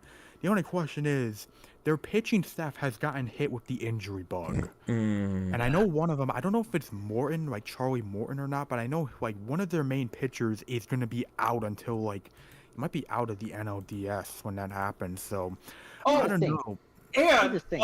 get a load of this. The Brewers, they now have Garrett Mitchell back from injury. He's been injured since April, and now he's back. That's good. Oh, that brings memories. Jesus Christ. I just want to Okay, say, here's the- we're talking. Okay, actually, I'll let you continue. Here's the thing, is that for the Brewers, the World Series is actually not even the main competition. It's of course the NLCS if they face, or I think it's the NLDS if they face the Braves, because LCS. who in the AL NLCS? Okay, so who in the AL would you trust to even win the World Series? The Orioles? They're a good team, but I think they're still too young. Right? Ooh, like I say, the Orioles have got some really Rangers? good pitching though. I mean, the They Rangers Still, the Orioles still have Yeah. one of their really good lockdown closers. Sure, they lost Felix Bautista for the season, but they still have another really good lockdown reliever. Now comes the Rangers. I mean, No. they're no. Nah. You waste a lot of money for a team that is. But here's the thing. sporadic. I think they still have great hitting, but I think their bullpen is they're gonna have rely on their pitchers to go very, very Yeah. deep. Yeah. Only that Very bad. Rangers. Win, Thing with the come on. Rangers is, in my opinion, in terms of how far they go, it depends on how they play. Or not. Well, obviously, it depends on how they play, but it depends obviously who are they facing. Because I feel like the matchups for them will be very, very critical with that Texas Rangers team. They're facing the Rays. Oh, okay. Okay. Yeah. Okay. Here's the thing. Next one. Twins. No. They're not even in the playoff game. Let's not lie. Hold on, wait, hold up. Okay, here's the thing. Hold up. The Twins have won the season series versus the Rangers, and I believe the Astros as well. There's They play the Rays. Win a playoff game, okay? Win a fucking I think this- playoff Win a this is- playoff game. This is the year that the T's win a I'm sorry, playoff Rays. game. You guys got If quite a Twins reputation. win the series, the Rangers are not going far. Rangers are meaning not the going far. Twins will make the ALCS. Good get lord, their the first ALCS and play the fucking. Here's the thing: the T's. Realistically, I think this is someone like their better chances of actually doing something in the playoffs. Because you're not playing the boogeyman, the Yankees. You're playing against the Astros, who I think they kind of rounded. Also the boogeyman. They Alright, kind of now also. comes next. We're not yet at the Astros. We're almost there. All right. But next is the Rays. I think the Rays have the best chance out of all these guys. Yeah, it's going to be it's like we're going to get a really good ALDS. CS is the top Final Four, right, of the MLB, or is it the of both? Yeah, it's CS? That's the CS. Yes. That's gonna be like Rays and Orioles, man. That's gonna be some good baseball right there. That's gonna Who's be number some 5? good games. Who's I number think 5? 5 is the Blue Jays. Toronto. Yeah. Are you kidding? No. The Blue Jays are not. No. Are the Blue Jays Let's 6? not lie. We can't even see this team in the World Series. No, I mean Nope. Nah. Unless the Blue Jays pull some Phillies bullshit like last They season. No, will. they can't even do that no, they can't even do that. They haven't even been able to do that in the regular season. They just been mid, but the Yankees imploded. Well, it's not And only then that. they I don't just think it's kinda not only went that. It's I think we looked at. There's a really good video. I think somebody did on about how Vlad Guerrero's Jr. makes no sense. Like that's a No, really good not. video to watch. Like I recommend that. Like it's a great video. Yeah, no, Blue Jays I don't trust. And then we have the Astros who are on the most hungover shit I've ever seen. And Yeah. could have a chance. I mean, they face who, the Twins? Perhaps. Yeah, perhaps. I mean, my thing with the Astros is, yeah, it's still the Astros. Like, they can absolutely still make a World Series run if they want, but my thing is, they've just felt off this season. Like, they don't feel right this season. They don't feel like Yeah, I that agree. team that's, won 2 World Series in the past, like, 6 years. They and stuff. feel It's like they- very vulnerable. Although I will say with Verlander with them again. Oh, the bullshit is real. Let's not lie. You know, Mhm. actually, you know at the what? You know end- what this Astros team reminds me of, actually? You know what I'm thinking? I'm thinking, like, this Astros team, they give me 2018 Penguins vibes. That's what they remind me of, actually. I can see Yeah. that. Yeah. All right. Oh yeah. So that's the AL, and we can kind of all agree that the Rays have the best chance of making a World Series. I like Baltimore's. I think they have the I right. don't I know. think They just feel. I know Thing they with feel Baltimore, young, they're very but talented. Baltimore is extremely Baltimore- talented, especially with their bats, but it's just they're very young. They are very young, and it's going to be interesting to see how that inexperience applies to the postseason. That's the but big I Only think that, what I like but what in Baltimore the does is they best remind me seven- a lot of the 2012 Seattle Seahawks. Those winners. Oh, is it 2013? Whoever the fuck won the Super Bowl. That's what they remind Okay. me of. Here's the- 2013, yeah. here's the Okay, other but thing, anyway, here's the other moving on. thing. Okay, so NL, who we got? Number one seed. Braves. Braves. Good team. Braves. Yeah, that's not lie. They're ALC, and then depends who they can beat in the NLC, and then World Series, easy, sweet. Don't record that. I never said that. All right, number 2. Dodgers. Here's the thing, Dodgers are always going to be a good team. If Yeah, they, Dodgers if they, are good. here's the thing, here's, Until they aren't. But Yeah. if they miss the, I don't if know, they no. don't do well in the playoffs this year, they're going all in for Shohei Ohtani. They're The thing with the Dodgers is after last season, I can't trust them. Not after losing to the fucking Padres last season. I can't trust them. I can't do Dodgers. I can't Dead trust ass. them when you have baseball Doc Rivers as your coach. Okay, I'm sorry, I can't trust them. Mhm. No, I'll no, trust him. yeah, no. This team is the starting pitching is fucked. Kershaw is And- gonna have to yeah. carry that on his back. Yeah. No. It might be his last season with the Dodgers, perhaps. Who Number- knows? Number 3, Brewers. Yeah. Yep. Hot hitting, amazing pitching, or like what else do you expect from this team? Like the Brewers, yeah, yes. It's a very standard Brewers season, Yeah. Good pitching. Christian Yelich is there. Random other guy from around the league to be a I think the out of nowhere superstar. Sal's legend Josh been Donaldson. really good. This I is the like best Sal. chance the Brewers have since, I think, what was it, 2018? That's a big-ass rat. Yeah, Damn, since the sorry, 2018 sorry. Brewers. The Yeah, Brewers, I this think is the Brewers are going best to be chance they have. really fun to watch. in the 2018 was a good playoffs. year for me, by the way. I got my first associates that year. Ace. 2018 All right, was number was 4 a seed. year. Who's our number I 4? met Oh, my wife. Fighting. The Phillies. Yeah, the Phillies have a chance. Mm-hmm. The hitting started getting hot. Trey Turner's back. Right? Yeah. The starting pitching is manageable. The bullpen is actually clutch when it matters most. Yeah. Here's the thing: that means in postseason, because in the regular season they're ass. Somehow in the postseason they actually get their shit together somehow. I can see the Phillies doing the same thing again. I actually can. They can too. Here. Thing is, it's really going to depend because obviously you gotta win your wild card series, but because I think they're going to be playing the Braves, I believe, in the NLDS if they win. If they win, they play the Braves, and that's going to be the big test for both. Alright. Barbs. Next is Diamondbacks. Yeah, no, young team, but by God, their pitching and hitting is actually baby, No, I don't think they're not ready yet. They're They not need, like, ready yet. Unless Zach Gallen and Corbin Carroll Yeah. carry them, I don't see them winning. No, Yeah, they're respect probably the winning snap. game 1, but that's about it. Respect Yeah. the snap.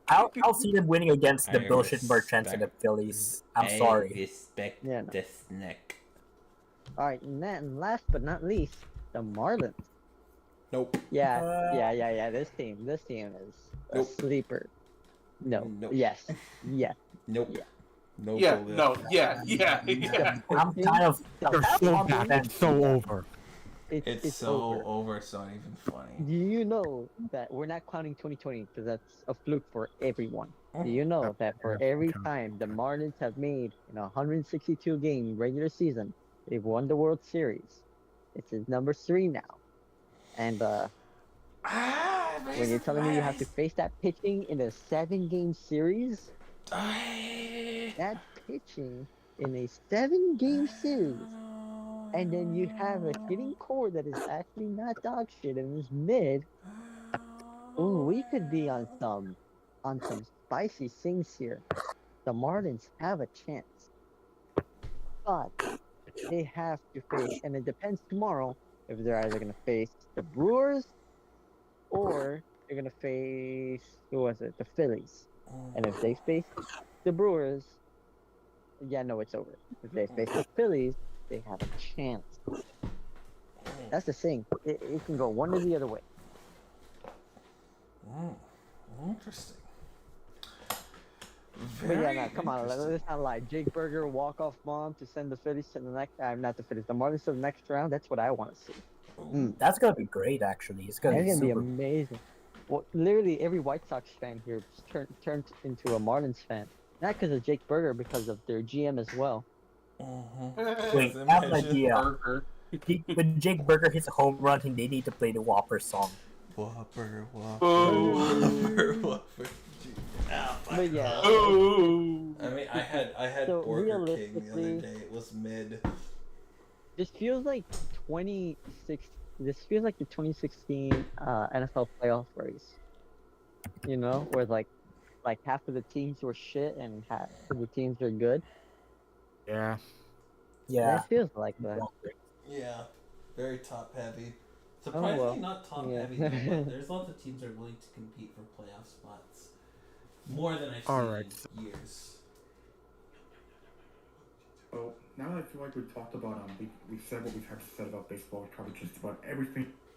I'd say, before we do more football and obviously get to the, really just get to that by now. Can I just mention something? I just want to say, because there was in another sport, there was a massive bombshell trade that happened this week. And a certain fan base is in their ultra downfall era in terms of coping and receiving. And by that, I'm talking about the Damian Lillard trade. It finally happened. I'm so shocked. I'm so stunned. Finally. That actually happened. Damian Finally. Lillard is in Milwaukee now. What the fuck? Okay, first of all, What the fuck are the Suns thinking? And- Well, okay, wait. Oh yeah, Aiden, yeah, DeAndre Aiden, yeah. Yeah. Well, to Yeah. be honest, they did get the depth they lost back from Yes, they the should have a better bench this season. Kevin yes. Durant trade. But now you need a center that can actually do what DeAndre Aiden has done. And that is something really, really hard to replace. Fuck, the Bucks are gonna win the East again. Yay. It doesn't matter because we always get shitted on by the Bucks. The Bulls always Yeah, get shitted I on the know. Bucks. So at this point, I am indifferent to the trade because I know that the team is gonna be mid or ass next year. The Bulls. Probably mid, Um, knowing our luck. Yeah. I mean, But the Trailblazers are here's the full thing, on here's in the- that okay, rebuild. hold Holy on. shit. Or you know that GIF where you know the Jay Witz when he puts that the picture of whenever the Bulls lose a close game. I think you guys might reverse those games now. It could be Here's like the the thing. Vikings. I don't think it's doom and gloom for the Bulls. I think they could. I think they'll make their way out of it. I think you reverse. I mean, the those. thing is, our bench is better. It's just I don't think it's gonna be enough to offset. Like number one, this is the NBA, in my opinion, right now is very loaded with teams that are very talented. But And number yeah, two, I mean, but- the East is still a pain in the ass. But the one thing Here's I the will thing. say though, but like, didn't the Heat win with like didn't the Heat like make the finals all the way with like a roster full of boogers and I know. Jimmy buckets? But I'm saying it's Who the possible. fuck I think they fucking can do Jimmy it. I think. Okay, well, Never say never. here's the for thing about Bulls. the trade is that people put it, oh my god, it's a blockbuster trade and everything. At the end, when I see it, I'm like, well, it just reaffirms something. That's it. Like, not exactly, like, you could call it blockbuster in the headlines. It is But all a this Because tells it me, is. It's Damian Finally, Dame Lillard. getting moved. That trade. yeah, Uh, but all this tells nobody- me As a is Bucks fan, I am Finally happened. elated by this move. We have a true superstar opposite of Giannis, and I think that's going to be one hell of a team to watch. Big thing too. they traded Drew Holiday. What the? You don't trade like Drew But like Holiday's the a good thing is, player. like when Giannis went down, nobody stepped up, and now Because what? Brooke Lopez is a fucking bitch and can't step up himself. I know, like the Well, Hey, that's Brook Lo- because they honestly, Brook Lopez I've always seen as more of a depth piece than, like he's What did it the start with? gritty guy that'll that'll It helps that you also have Bobby Portis right behind them, the bench. Yeah. You're telling yes, me that P. you Portis can't and his build giant eyeballs. Balls. I don't know. Dame, like, at the end, all this tells me is, like, you could tell me blockbuster all you want. All this tells me is, oh yeah, the Bucks are gonna win the East. Portland's Actually, still I was more of rebuilding. a different. I think the Bucks. actually I was I more like of a Damian family Lillard. video kid growing up. I think now with Damian Lillard paired up with Giannis, you got two really reliable pieces, and you don't have to rely on Giannis to carry this roster all the way through. I think there's many Exactly. pieces Yeah, that they had to move exactly. off of. And it's been well known. By the way, it's been well known that Giannis has wanted to play with Dame. It's been well known he really likes Yeah. Dame. There's already he's- chemistry there with that. Now here's the thing: how far are the Bucks getting? Like dead ass. Okay. Okay. Like Me? how far You is this want me to be team comically? really You getting? want me to be serious, or do I joke about it? I see finals. I Yeah, say same. they win. I see second round. I say they win one more game in the first round than they did last year, and they still lose to the Heat in 7. They win the If they finals. face the Yeah, Heat, I think they're going to I finals. seriously see this team losing if they face the Heat. No, I I don't would think. say I don't they're think out they by do the though. second The round. repeat should not happen.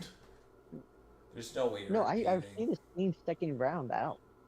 No, not even. I see if anything they're losing in the Eastern Conference Finals. That's Who's gonna beat realistic. them? And I mean, because you still have Boston there and stuff. That's the big question. A team like Boston and stuff. Maybe Miami finds more voodoo magic. Who fucking knows? But oh, by the way, I just want to say, it is hilarious seeing how Miami Heat fans have been reacting to this. This is like 2019 Knicks level. of salt. fucking know. It's Actually. beautiful. It's beautiful. Who I left? love it. I was left. Okay. Probably do something. But Probably yeah, fun, as I've said, this is 2019 Knicks level. Like in the summer free agency class, like that level of salt from what I'm seeing with Miami Heat fans. Like they are pissed. Oh yeah, they're not liking this trade one bit.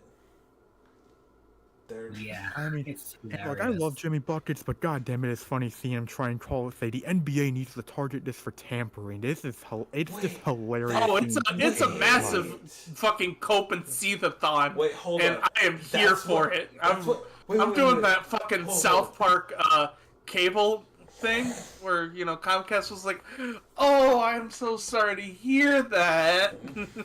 Yeah.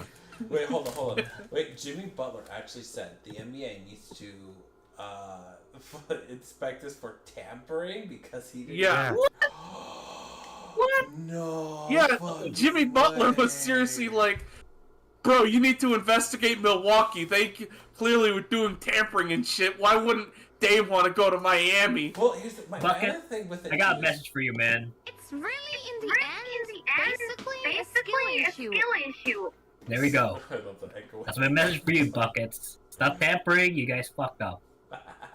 Well, I mean, one thing too, though, so I think it's kind of important to note is I don't think the Heat had pieces that they could trade for Damian Lillard. Most of it was waiver claims and guys playing above their head alongside Jimmy Butler.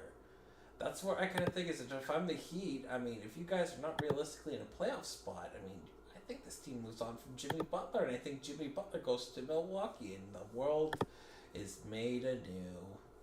And then we all watch a new Brooklyn guy, ex so-and-so, is mad about the Heat because they did... Oh, speaking of SML, watch their video of Junior's something cup, because they make a Stanley Cup reference, and they make fun of the Leafs for not winning a Stanley Cup. I'm not kidding.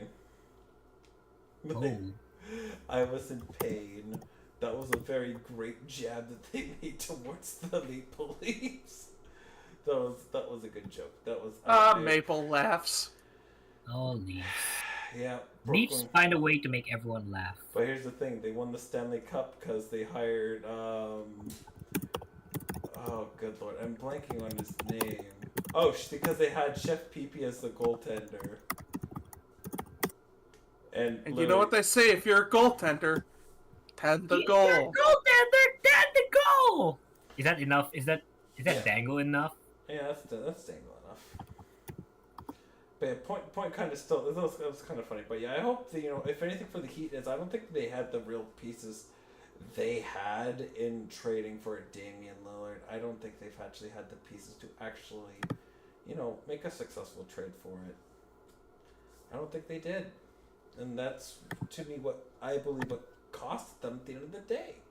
It's even that because if they had the pieces, I truly believe that they would have actually they would have had a compelling offer for Portland to take. Miami, Milwaukee just was offering something just way better. I mean, the way I see it, it's like, I mean, if they had to do a trade, Tyler Hero would have to be involved. And from what I heard, there was stuff that, yeah, there was apparently they wanted either Jimmy Butler or Bam Adebayo. Apparently Portland wanted one of those two, and it's you're not getting. yeah, that. considering Pat Riley has a tendency to get cold feet sometimes when it comes to this, yeah, not a surprise that this ended up falling through. Yo, be careful saying feet too loud. You'll attract Rex Ryan. Oh no! Oh no, dude! Ryan, No. that's horrible. Anyways, that's the NBA trade that happened down. Anyways, wake me up when the NBA playoffs start, because let's be honest, the season doesn't fucking matter until... Anyway, The there's another play. sport we can be talking about. Yes. Yeah. Are you ready for some football? Swimming. Oh yeah. All right. Right. Actually, let me start with the football because Go for you guys it. remember I missed Shit. the previous episode because I lost my wallet. Was kind of in the mess. So I'm gonna start out with this hold on, let me let me look for it. Yep. So I'm gonna start out with like the first game on the docket against the Rams. All I gotta say is, I kind of expected it to be a bit rough, but holy shit, I was legit nervous. Like, all my arrogance leading up to the Rams game kind of caught up to me. We were in danger of actually losing the game early on, but, you know, once the defense started adjusting to the Rams, started playing less zone and more man-to-man, we started clamping down on them. And to be fair, the first half was an offensive showcase for both sides. And I gotta give Purdy credit. I know you're gonna love hearing that, Spencer. Oh, baby. I love hearing Brock Purdy. So does my dad. Yeah. So, we were down by 7, almost the end of the first half. But Purdy led a nice 2-minute drive. That, for me, is what's kind of a selling point for Purdy right now. I'm seeing like game after game. The one thing I like about Purdy is when he's faced with pressure, when he's faced with like, you know, adversity, he doesn't wither, he doesn't make stupid shit like to Garoppolo, but that's where he shines. He shines when he's under pressure. He shines when, you know, shit hits the fan. And the 2-minute drive to end the half and tie the game, that kind of proved it. Now, for the second half, was more of a defensive showcase from both teams, but in the end, this really showed that the Niners were clearly the superior defensive team.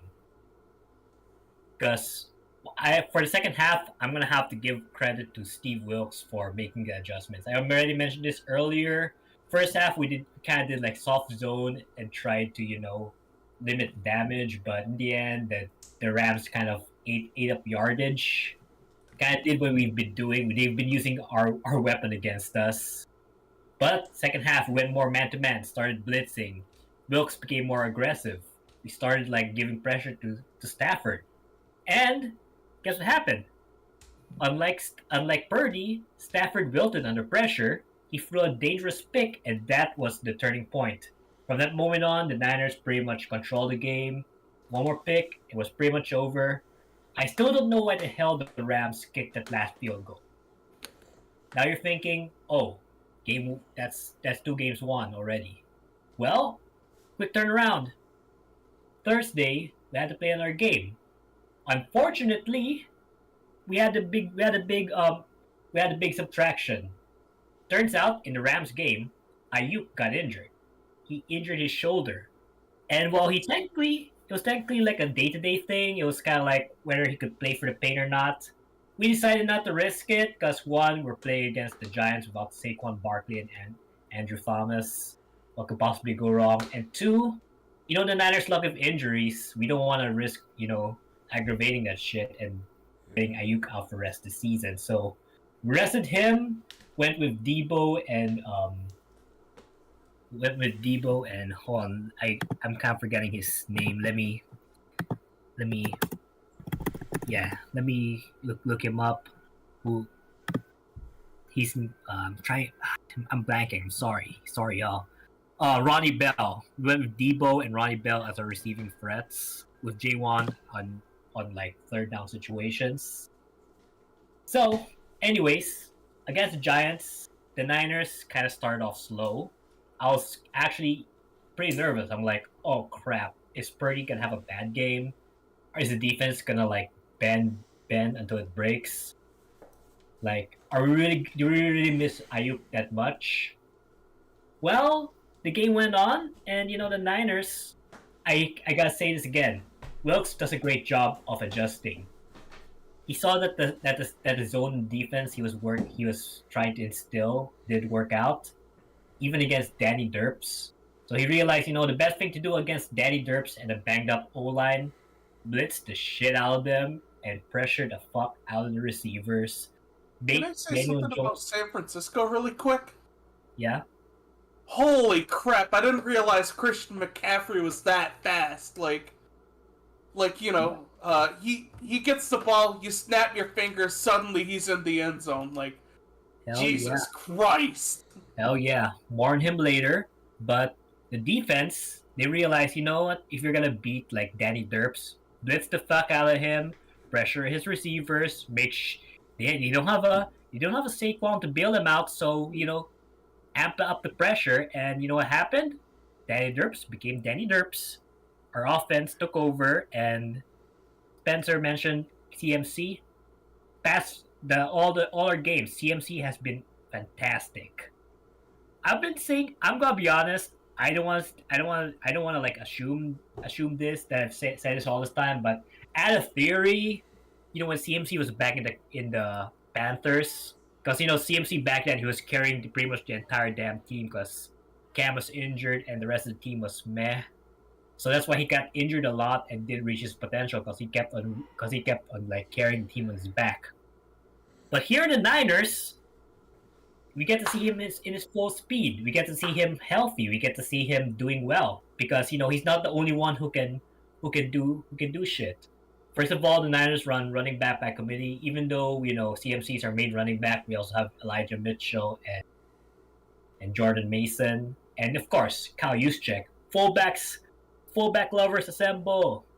CJ Ham, woo! Yeah. Ace. And now, in receiving, of course, McCaffrey can catch, but you know who else can catch? George Kittle, Brandon Ayuk, Ronnie Bell, J1 Jennings in third down. And what about the crazy fancy shit where he does like end arounds, fancy runs, and all that? You know who else can do that? Debo. And let's not forget, Purdy. He's not exactly the most athletic, but he's slippery. He knows when pressure's coming. He's able to peel around and move his feet. So Dude. I think that's why CMC's been doing well. He no longer has to carry the team around, and he has like people around him who can do the same thing he does, and that's why he's been thriving. And of course, having Trent Williams and Aaron Banks to block for you also helps as well. And of course, the defense. One thing I've noticed about the defense, apart from our increased aggressiveness in the second half, is our interior rushing has improved a lot. Javon Kinlaw is finally healthy, so he's been a great rotational piece. Javon Hargrave has been a great signing from the Eagles. And, we've been looking for a guy we've been looking for a replacement for what's his face, Ebukam and Omenu beside Bosa. I think we found our good other defensive end to get attention away from Bosa. Drake Jackson, he's been doing great. He even had 3 sacks against Pittsburgh in his first game, and he's been a great guy on the other edge, getting attention away from Bosa. And Bosa, don't let the lack of sacks fool you. He's still a beast. And our depth is still great. Eric Armstead, Cleveland Farrell. Linebacking core, still great. Our secondary, I've been really impressed by Talanoa Hufanga. All the Polamalu comparisons, they bore fruit. Like, he has the lowest passer rating against for all safeties. And Tashawn Gibson, he's a ball hawk. He's pretty underrated. Probably won't get much attention alongside Hufanga, but he's been solid. And our quarterbacks, I've been really impressed. Well, Charvarius Ward has been pretty low-key impressive. He's actually had pretty decent stats. But you know who I've really been impressed by? Isaiah Oliver. He had a really crappy preseason, but by the time that games that actually mattered played, he's been doing well. He had a pivotal pick versus Matthew Stafford.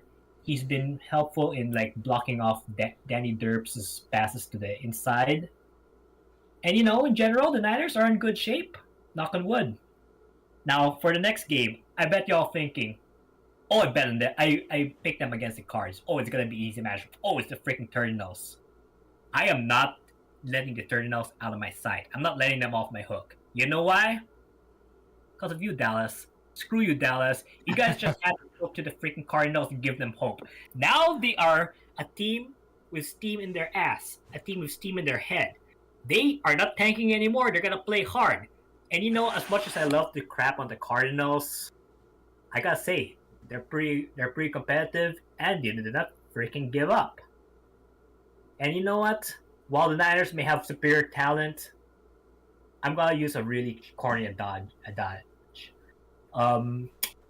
Hard work beats talent when talent doesn't work hard. The Niners need to freaking work hard. They need to make life a living hell. They cannot just coast on their talent. The Cardinals are gonna play their asses off.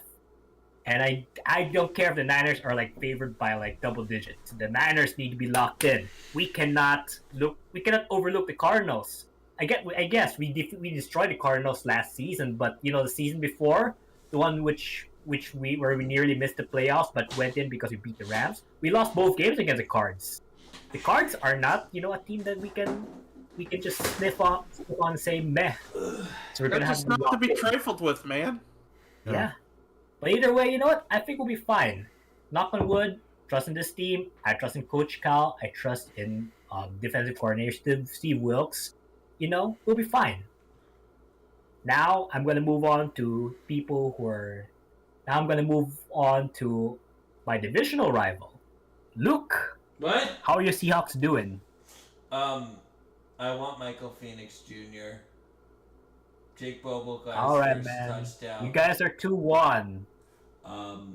The thing about Gino is he plays it. I just wish Gino would just play like 5 to 10%, just a little bit more risk.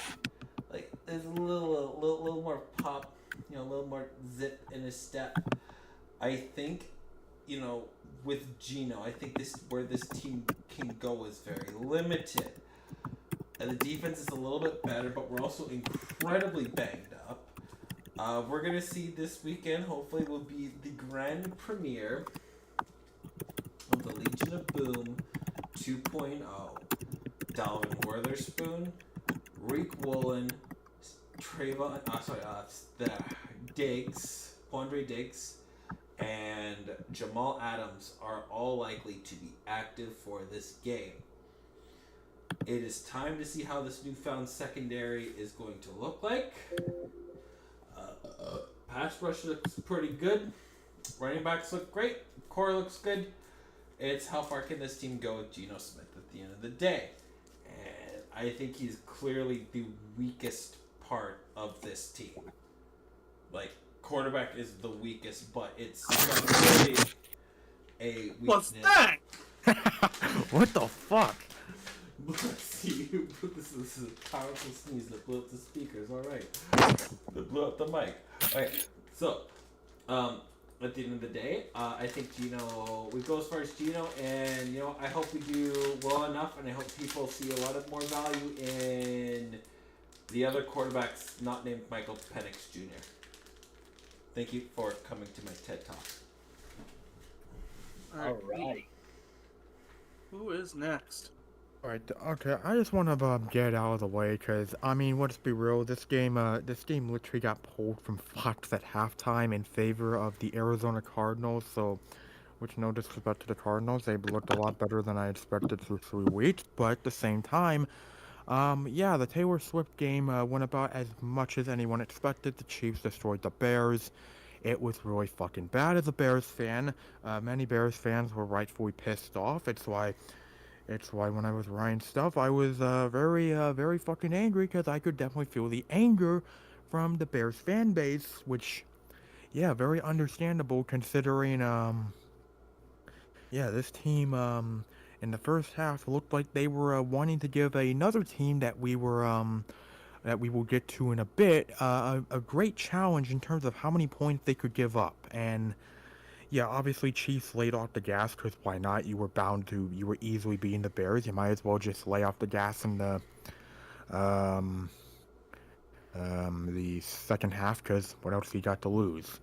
And it really says something, like when, I quoted Seth Rollins, I hate football. He tweeted that before halftime. Usually he waits until after the game to make that tweet, but no, he tweeted that before halftime. Really saying just how bad things were going for the Bears in this game. And it really says something when, media reporters are just completely dismantling this team. Bears legends like Jim McMahon was saying this is fucking pathetic. Like, when Bears legends are calling this team out, that is really saying that just how god-awful of a performance we witnessed from the monsters of the midway. But yeah, honestly, like if this was like like a couple of days ago, I feel like I would have been much more angrier. But at this rate, it's like yeah, this team is got our asses handed to us by a team that is rightfully far better than us, and this is a team right now. This is an 0-3 Chicago Bears team that is completely lost at sea in terms of making any progress. In fact, it's amazing that this team right now feels worse than last season, which is impressive considering last season, for the majority of the season, we had basically Walmart workers playing on our football team. So, yeah, not great. It really feels like this team can really not generate pressure in the trenches in terms of the D line, which is a shame because our linebackers are actually really good. And it's a shame that our secondary has basically been turned into a hospital because of how many of our secondary pieces have gotten injured. So not great there either. It's all trending downhill. And right now with the Bears, it's just I'm gonna be real because I know this is the thing. The Chicago Bears have always been a team similar to not as strong as the Steelers in this department, but in terms of like tradition wise, they are known to wait until after the season to fire coaches. We all know that. We have always seen that, whether it be guys like Nagy, Fox, or Trestman. We've always seen that. And obviously I can understand why some fans do not have the hope that maybe we'll see some change at some point if things don't get better real fucking quick. Because I'm just gonna say it right now, and this is my prediction. It could backfire spectacularly. It could make me even more angrier at this team. But simply put, if this team is 0-5, I genuinely think I genuinely think you're about to see a complete house cleaning of the coaching staff. And I'm dead serious when I say that. This team's 0-5 because they play the Broncos, which we'll get to that dumpster fire in a bit. And then they have the Thursday night football disaster that will be against the Commanders, which I'm sure already is giving many NFL fans Vietnam flashbacks from last season.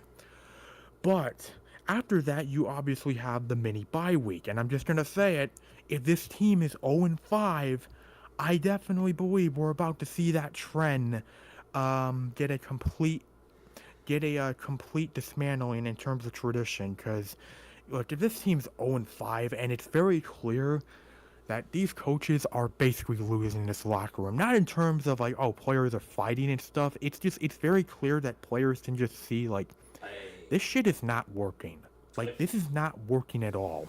I feel like they've already lost that locker room. I think that locker room. That's why I said I feel like they've lost that locker room. Yeah, that video of Eberflus hugging, either Eberflus or Getsy hugging Fields just felt so staged. It was so staged, yeah. It was so staged. And it's like, it really says something when Justin Fields after the game is saying a quote about how, I'm just happy to I'm happy to be alive right now, truly. And it's like, god damn, we are really ruining this man, aren't we? God damn.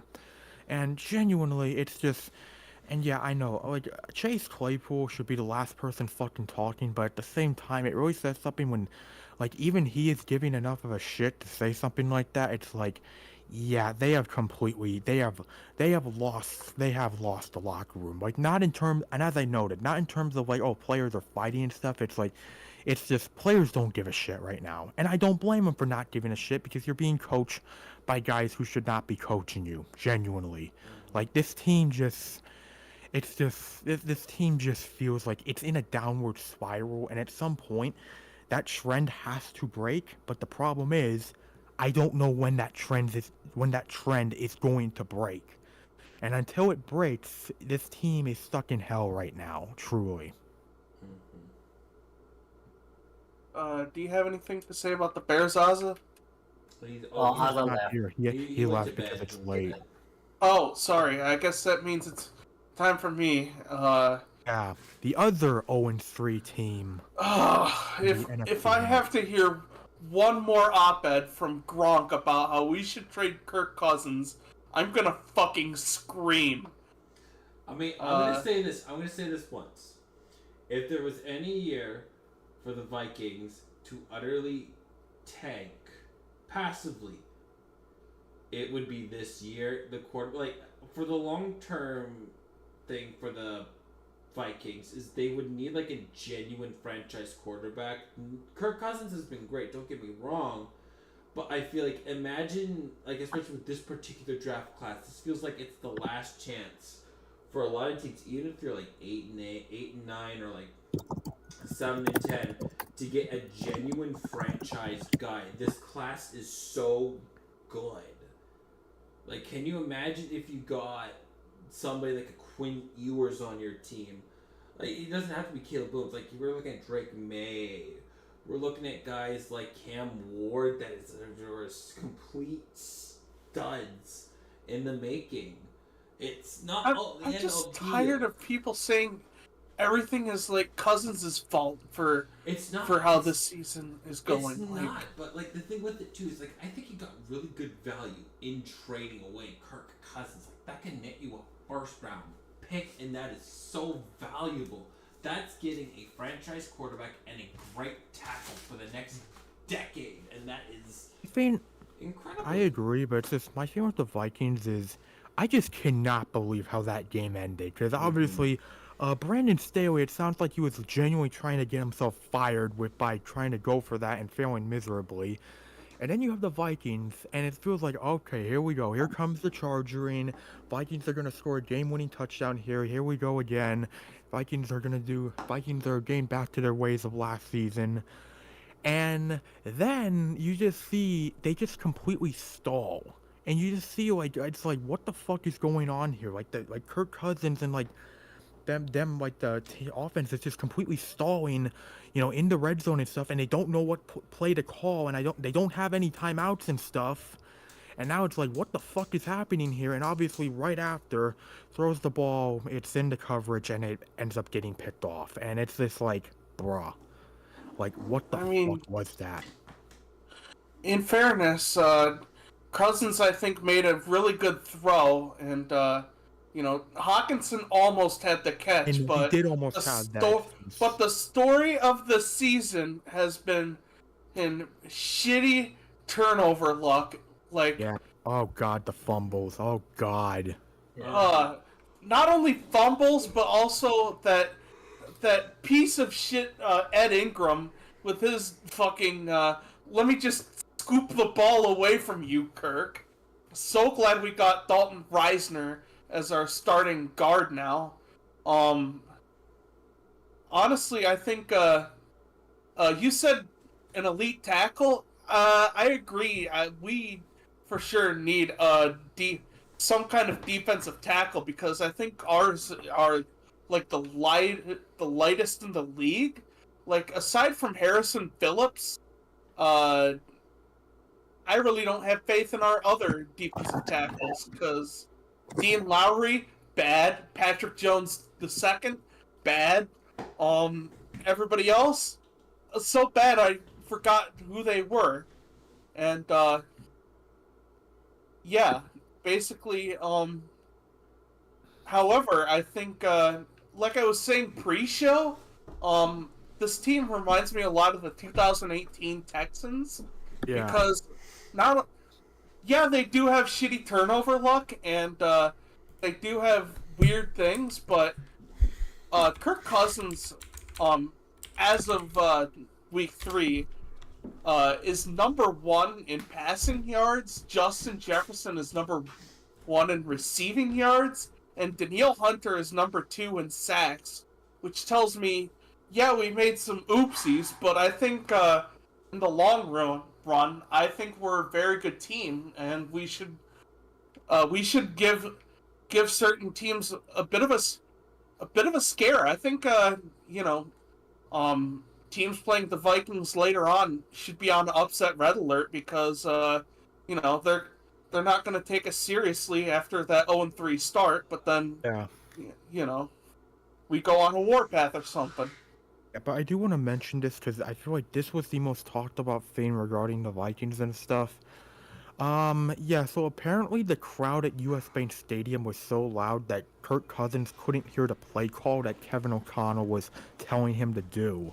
And apparently that's why that whole delay Like that whole like stall. Yeah. Happened. Yeah. From what I hear,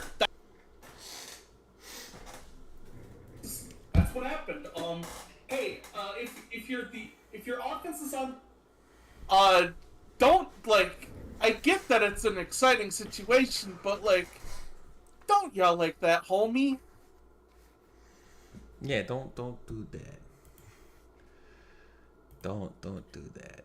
I just love how the Bears and Vikings are both 0-3, and they're 0-3 on the most opposite ends of the spectrum, and just how they play and stuff. It's just, oh yeah, they're both 0-3. Wait, how the fuck are both of these teams 0-3? Yeah, it's like, a lot of the national media is like, the Bears are 0-3. Holy shit, what a bad team. Meanwhile, the Vikings, they're like, oh, the Vikings are 0-3, but how could that happen? And then Tony Dungy goes on some tangent like, oh, the Vikings, I really think Kirk Cousins, he's a real good leader, a good Christian man of faith. I just don't get how they can keep losing. That's my best Tony Dungy. Yeah, I mean, it seems like the most anomaly thing to happen. Like, we know how, I think this is going to be one of those years where the Vikings are going to lose a lot of one-score games that they would have normally won last year, and I think that might be the story of the Minnesota Vikings this year. Feels like one of those Anthony Lynn Chargers teams, not gonna lie. Perhaps it's like one of those seasons where they just lose so many goddamn close games. But yeah, even with all of that, even with the Vikings having that funny moment, even with the Bears completely embarrassing themselves in front of Taylor Swift, even with the Cowboys losing to the fucking Cardinals, that was not the most talked about moment from this week in the NFL. No, actually, not even close. I got a prediction right from the prediction stream. In fact, what happened in Miami can only be described as war crimes. No, actually, war crimes is putting it nicely. Here's the thing, the Miami Dolphins went out there and put 70 points on the Broncos. I know, right? That was incredible. Here's the thing, like, there's one thing that I think was like the sheer equivalence of the Zamboni driver video. We now have that archived on the internet. We have another like Zamboni driver moment. 42-year-old Zamboni driver who like, blah blah. You congratulations, blah, blah, blah. First of all, to Brandon Perna for reaching 1 million views on his video. That, again, I know people. I don't know. You would love nothing more than to stop the new, like etc. At one point, you're gonna have to worst stop game ever. YouTube's title limit. I know, but like the thing is, congratulations to Brandon Perna. People love seeing people just suffer in the most heinous ways. It's just the funniest way I can put to it, and I like, again, you get 1 million views and you get like a massive paycheck on top of that for YouTube too, which is, I mean, as much as it's like, damn, my team got spanked, but damn. I call it the law of sausage.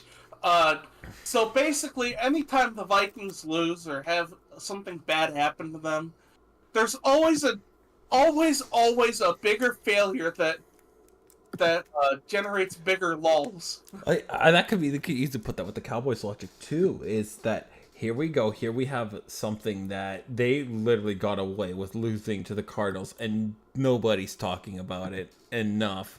We're more focused on how Taylor Swift, the Swifties, their first football game was, they all, like, the Swifties know like how bad the Chicago Bears are. Seeing the Dolphins just the Dolphins just scored against the Broncos again.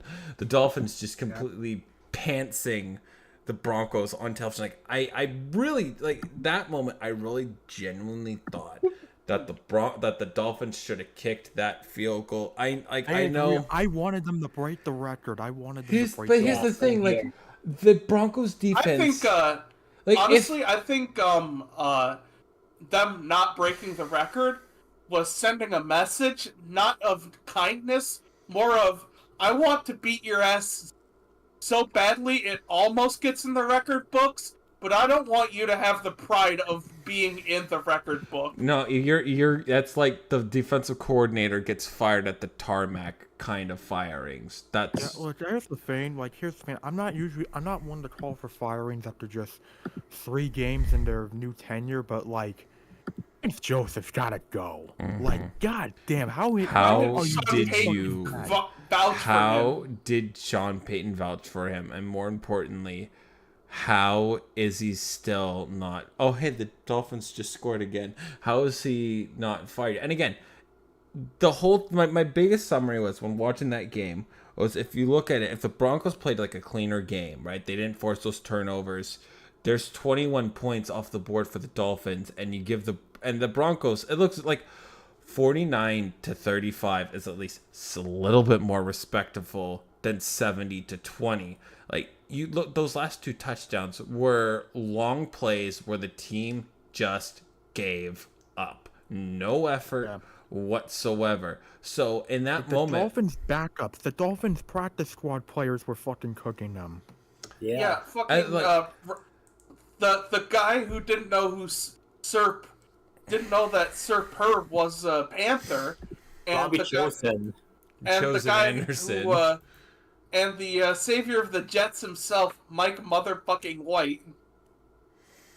and like the thing that I always see it at the end of the day is when I look at it with the Miami Dolphins, even when they were driving with the last drive, they were still moving the ball. They were pushing this Broncos group back, run up the scoreboard. This should have been 77-20. This is where you get completely embarrassed at home to the point of being shunned by the whole football world. You have to do it. Honestly, like, genuinely, I'm amazed. I'm just amazed at the fact that this Denver Broncos team is somehow worse under Sean Payton to start the season than they were under Nathaniel Hackett. Like, fucking how? How? Because he's Ditka too! Yasko, How you're did it absolutely... happen? I see I'm gonna say Yasko. this. Yasko's in this. Yasko's watching the stream. Yasko, you totally are completely nailed it. Completely have. What did he say? Broncos country, let's ride in general chat. He is here. He just put that message there. We see you, buddy. That is completely true. And after all this, I think I've broken it down. And it's time to call for the Denver Broncos what this really is. This is no longer a team that is, going to compete. Like, they are what they thought they are.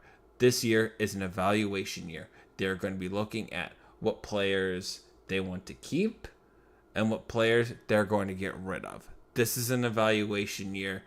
I see this as the Bronco as they're in a ghosting way. They're starting their rebuild, and it's going to be all under Sean Payton. It's not, and the big thing is, do the Broncos do something incredibly stupid, like, say, I don't know, do they completely trade up their whole entire draft board for a quarterback who they believe is their savior? I don't know.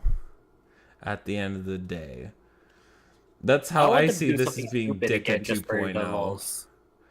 But the Broncos, they know what I think the Broncos have to tear everything down and start from scratch. Kansas City is an infinitely better team than the Broncos are, and that's who you're going to have to beat to win the division, let alone the Super Bowl.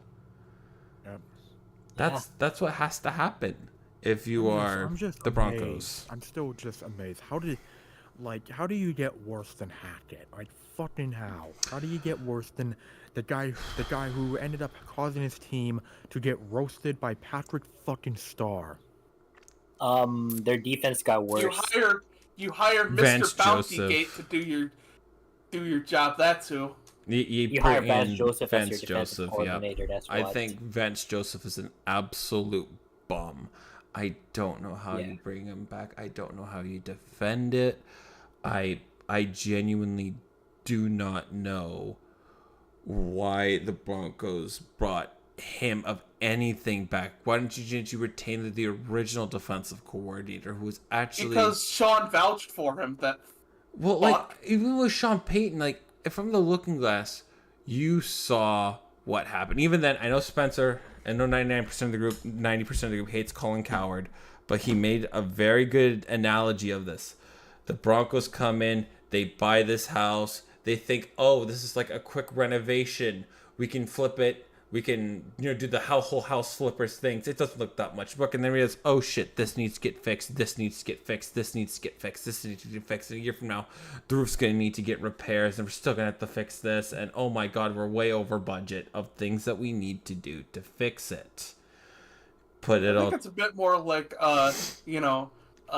they're just like, hey, Sean, fix this. And then, Sean came. Well, even then, flouncing in like, gumbo, packet was awful, gumbo. Jambalaya. Hold on. Here comes Vance Joseph and Joe Lombardi. Spencer, hold on.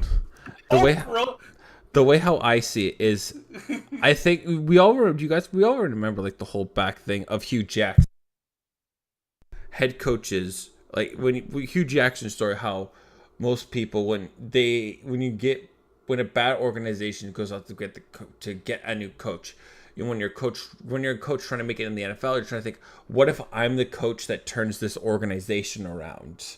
And I think Sean Payton, like, he took a full year off of coaching, and he looks at the Broncos, like, again, all year. Of course, there's the biggest talking point, how they were generally seen as, like, the biggest embarrassment in the NFL. They look around, goes like, what if I'm the guy that fixes the Denver Broncos? What if that's me? What if I'm that guy that fixes the Denver Broncos? What if that's me? I think he gets into that mindset he got into himself, and now he realizes that, okay, this year, we're going to step back. We're going to look at what players we're going to keep and what players we're going to get rid of. This is an evaluation year. This is a long-term fix. This is a long-term rebuild for the Denver Broncos. They're not out of the woods yet.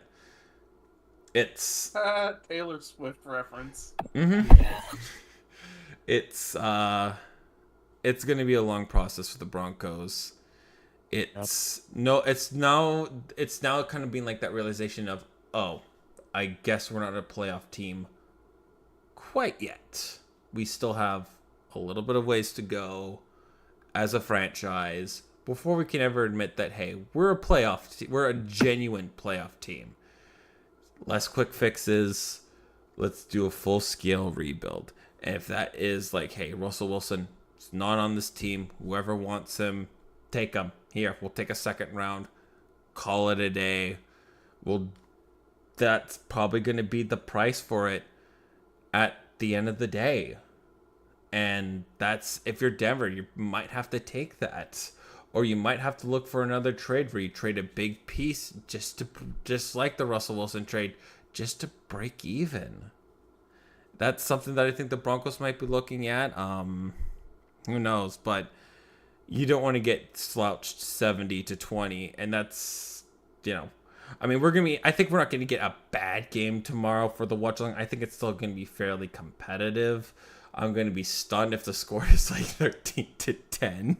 But you know what? We sat through worse. At least. So I'll just say this though, I cannot wait for a future Broncos defensive coordinator, Rex Ryan. I cannot wait for that. I swear, if that's who they bring in, that's such a retread. That's still trying. That's like, well, now maybe if I do this quick fix, this will change everything. No, but he's begging on his knees to get the job. He's sucking Sean Payton's dick on national television to get the job. So, toes. It's Rex Ryan. Okay, Sean. Okay, toes. Yes, toes. But yes. Broncos country, the ride never ends. It never ends. It's time to get off the ride and Gumbo! Oh, damn. I'm gonna say one last thing before we move on to the next team. The Broncos are so bad that I shat on them indirectly in my artwork. Look at General Chat. Based.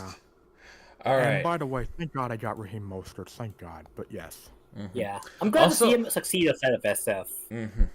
Also, the last story of the day kind of touched on everybody's teams. Last story of the day I think we're gonna call it the end. No, sorry, we're gonna do 2 more stories. I'm gonna spend 30 seconds on this. Someone time me for 30 seconds, please, and then just. I'm not gonna do it. That's too much I'll effort. do it. I'll do it. Hold on, Okay, I'll get the then timing out. tell me time, and drop the metal pipe after 30 seconds. I'm willing to spend 30 seconds on this. All right, Taylor Swift and Travis Kelce. 30 seconds starts now.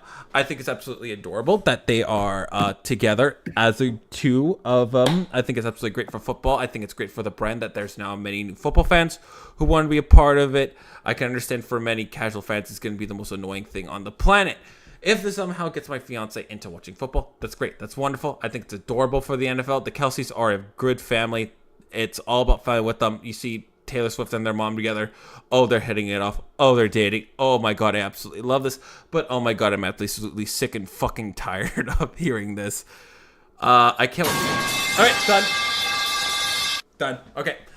Next subject. XFL and USFL merger. Yeah, baby. That is. Yeah. The USFL merger. Gotcha. So, from what we can gather, is that I think the first merger, it might be an 8-team league to start. Then we might be losing potentially half the teams, as 6 current XFL teams have stadiums for the long-term foreseeable future, and 2 for the USFL, being the Memphis Showboats and the Birmingham Stallions. And the good thing about Birmingham, they do have a good fan base in Birmingham, and so do the Showboats. I think they have a good fan base in there too. Plus, you have the Battlehawks. Oh, come on, you're not getting rid of the Battlehawks. No way.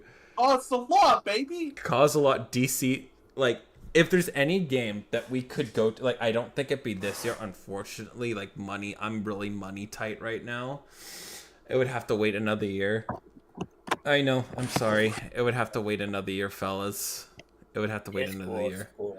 I mean, I think going to a DC Defenders game, that'd be incredible fun. DC Defenders are coming back. Sea Dragons, Brahmas, Renegades, and I'm surprised to hear that the Guardians are safe. They're safe? The Guardians could be.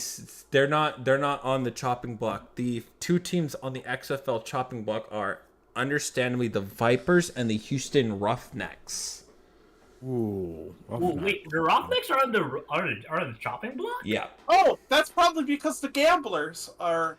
Yeah, but here's the thing: the Gamblers are Oh. also on the chopping block too. Wait, what? Oh, You said? I get it. It's because they're trying to focus on markets that don't already have an NFL team. Well, it's not that too. It's they don't have stadiums to play in at the moment.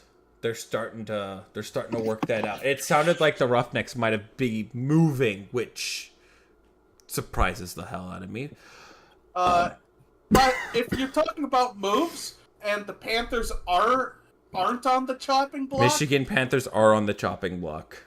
fuck.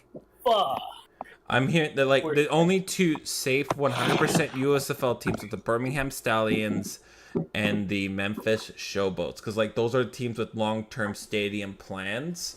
I imagine what's going to happen is if I think they might want to get to 10 at the minimum. I think there's going to be a team in Ohio playing at Canton Field, because it sounds like Canton is willing to host games. And Honestly, I think they shouldn't focus on Canton.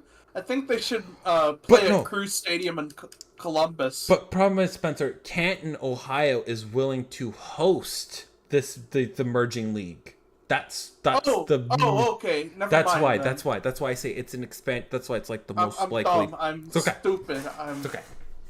I think the other teams, though, I'm surprised that it's not the Michigan Panthers are the safe one, because it sounds like they didn't get a renewal on Ford Field, so that's something that is happening. So I think I think they should focus on trying to get a stadium built out in Grand Rapids. But they're not getting a stadium. They're not spending no, there's not one owner that's going to spend $500 million on a stadium just to host the minor league football team. That's just never Oh, going it to happen. wouldn't be half a billion. Not to mention, there's already a huge redevelopment on the river in Grand Rapids. Well, yeah, but no, I'm saying like really easy to you're not going justify. to get taxpayer money. That's what I'm trying to say. Unless it's an NFL team, you're not getting tax-funded taxpayer money. That's what I'm saying. Not to brag, but Grand Rapids actually has a pretty good history about having their stadiums being privately funded. Like, well, yeah, I know, but I'm saying home of the West Michigan Whitecaps, that's privately funded. But Van like, Andel Arena, current home of the Grand Rapids Gold and the Grand Rapids Griffins. but like the thing 100% privately funded. The thing is, like, you're not gonna unless you're gonna have like the Michigan Wolverines play at that stadium. You're not gonna have a stadium in Grand Rapids. I'm sorry. It's like all you need is 15,000 people. I know. At a stadium. And... I know. I just you're not. There's no point in having a stadium that's specifically meant for this league that might not last that long unless it's like it's not in danger. Like these two leagues are merging so they can last longer. Well, it's not just that, but it could also attract a soccer team, in my opinion. Could MLS is always willing to expand, but I think you would wait for MLS first before a USFL XFL merger. Because don't get me wrong, like MLS is like completely like they're gonna hold their hands open for expanding teams. They'll allow any team. If somebody wants to pay the franchise fee, sure, you can come join our league. No problem. It's no problem. Not to mention, we could be the CFL team number 10. Cope. Oh, it's not happening. I think what would happen is that the XFL USFL merger absorbs the CFL into it too. That's what I think is more likely to have happened. That's just me though. I mean, CFL still got a strong culture, but it's what could bring in more money, TV revenue if they were part of the USFL/XFL. Or do we continue as that's another rant for a day. But it's right now. I think there's 8 teams that are 100%. Don't get me wrong. I still think the USFL and XFL, they're working extra hard to make sure that they can get at least 12 teams going, and then slowly adding 2 new teams every season. I mean, at the end of the day, I think starting off with 8 isn't a bad thing. It's not a bad thing, even though we do lose the Whopper Bowl. And I still think there's still pretty good rosters in the USFL that we'd be losing too. Like, I think the Breakers, Philadelphia Stars, those are 2 rosters that I really like a whole lot. And I hope that they get at least a team somewhere. That's what I'm hoping for. I mean, even at the end of the day, if they still want to force their way with 16 teams and they have some teams just share a stadium just for the time being until they can get an official home, I think I'm okay with that. Even though I think playing an empty stadium is absolutely cringe as all hell. I mean, if you want to make it all work out as 16, that's the only way I could see they pull 16 off. But I think to start, I think it's 12. I think they do 12. That's what me thinks. Me thinks that you move either Philadelphia or the Breakers to Canton. Whichever one isn't moved to Canton, you try out like Omaha, Nebraska. Try another city that could easily Fargo. I was thinking Fargo. Like Birmingham, Alabama is a great place to like. Again, it's on the same levels of they have a really good fan base, like the DC Defenders, like the St. Louis Battlehawks. They absolutely have that on the levels of it. Like that's when whenever they play games at the stadium, it's absolutely like filled to the brim with fans. But yeah, Fargo already has like a USFL-sized dome stadium. Yep. Exactly. So plus, they could call themselves something cool like the Dinosaurs. Yeah. I think there's a lot of good to be done here. I imagine give it another month. I think we're gonna know, like probably at the end of October, we're gonna know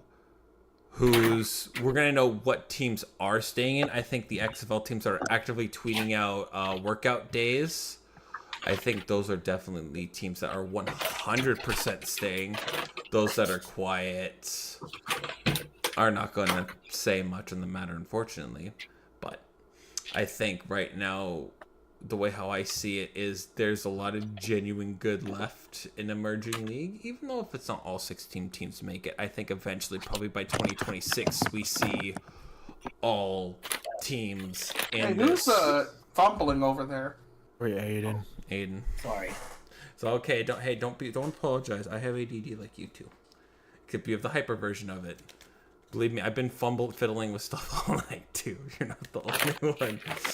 Actually ordered food, that's why. Sorry about Oh, what'd you get? that. Carl's Jr. Oh, not Depression McDonald's. Oh, We don't have that over here. I have Carl's.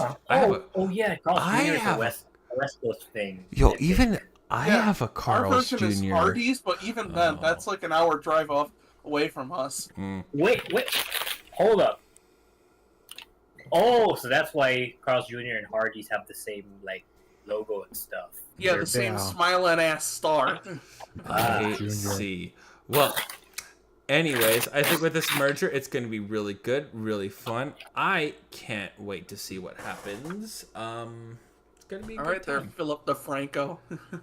And anyways, I think that's going to be it for today. We have to make sure we get our good sleep in because we're all going to be going to bed.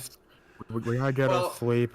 Lions are no. kings of the north. Mhm. Lions are kings of the north, and Josh McDaniels doesn't know math. That's just He doesn't. all I need to say. All right. Lions are winning the Super Bowl one kneecap at a time. Reminder, we are doing a watch along of the Bears and Broncos. I think we're also going to be doing the Vikings and Panthers because LMAO, I have multiple screens, so I can realistically watch them. We're going to be doing watch alongs of all of it.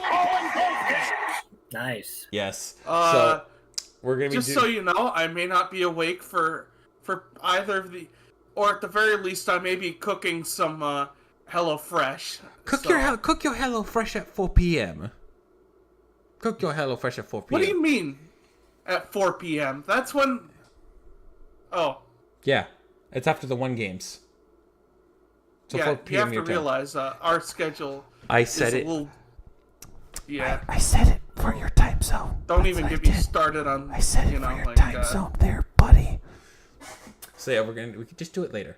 We'll do the watch along. I'm looking so forward to it. I haven't done a watch along in a while, and I think we're gonna do a watch along for week 5. Is it Niners Vikings Monday night?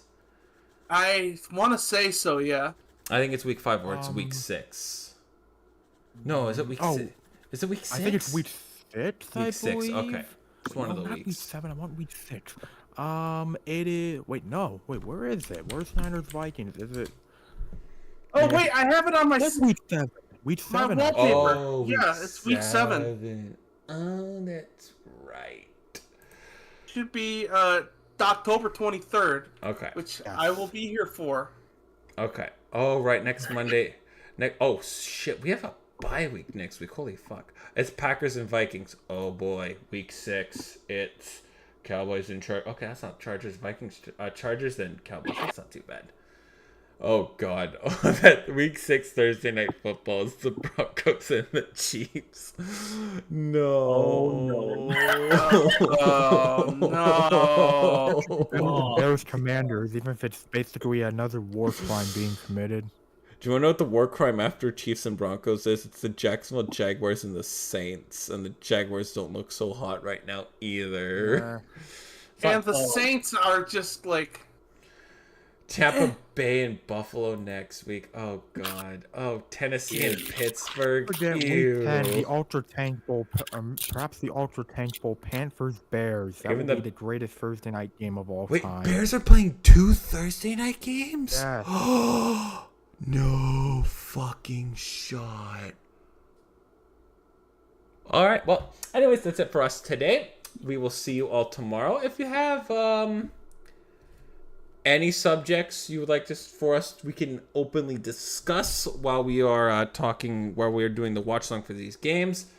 Absolutely, let us know. If you want to subscribe, hit the subscribe button. We'll hopefully be live at 10 a.m. If I'm late, Blame me. I slept in when I shouldn't have. Anyways, we'll. Damn alarm. I don't. No, I'm usually up at 9 anyways. Later, fucker. Later. Oh, wait. I gotta get to bed. I gotta feed a cat tomorrow. Anyways, I will see you guys tomorrow. I'll see you gentlemen right when I wake up, fresh in the morning. Anyways, we'll see you guys tomorrow for the first watch along. Hit that subscribe button if you're new here. And yeah, help the channel grow. Looking to get to hopefully 150 subscribers by the end of this year. I'll see you guys tomorrow. Peace.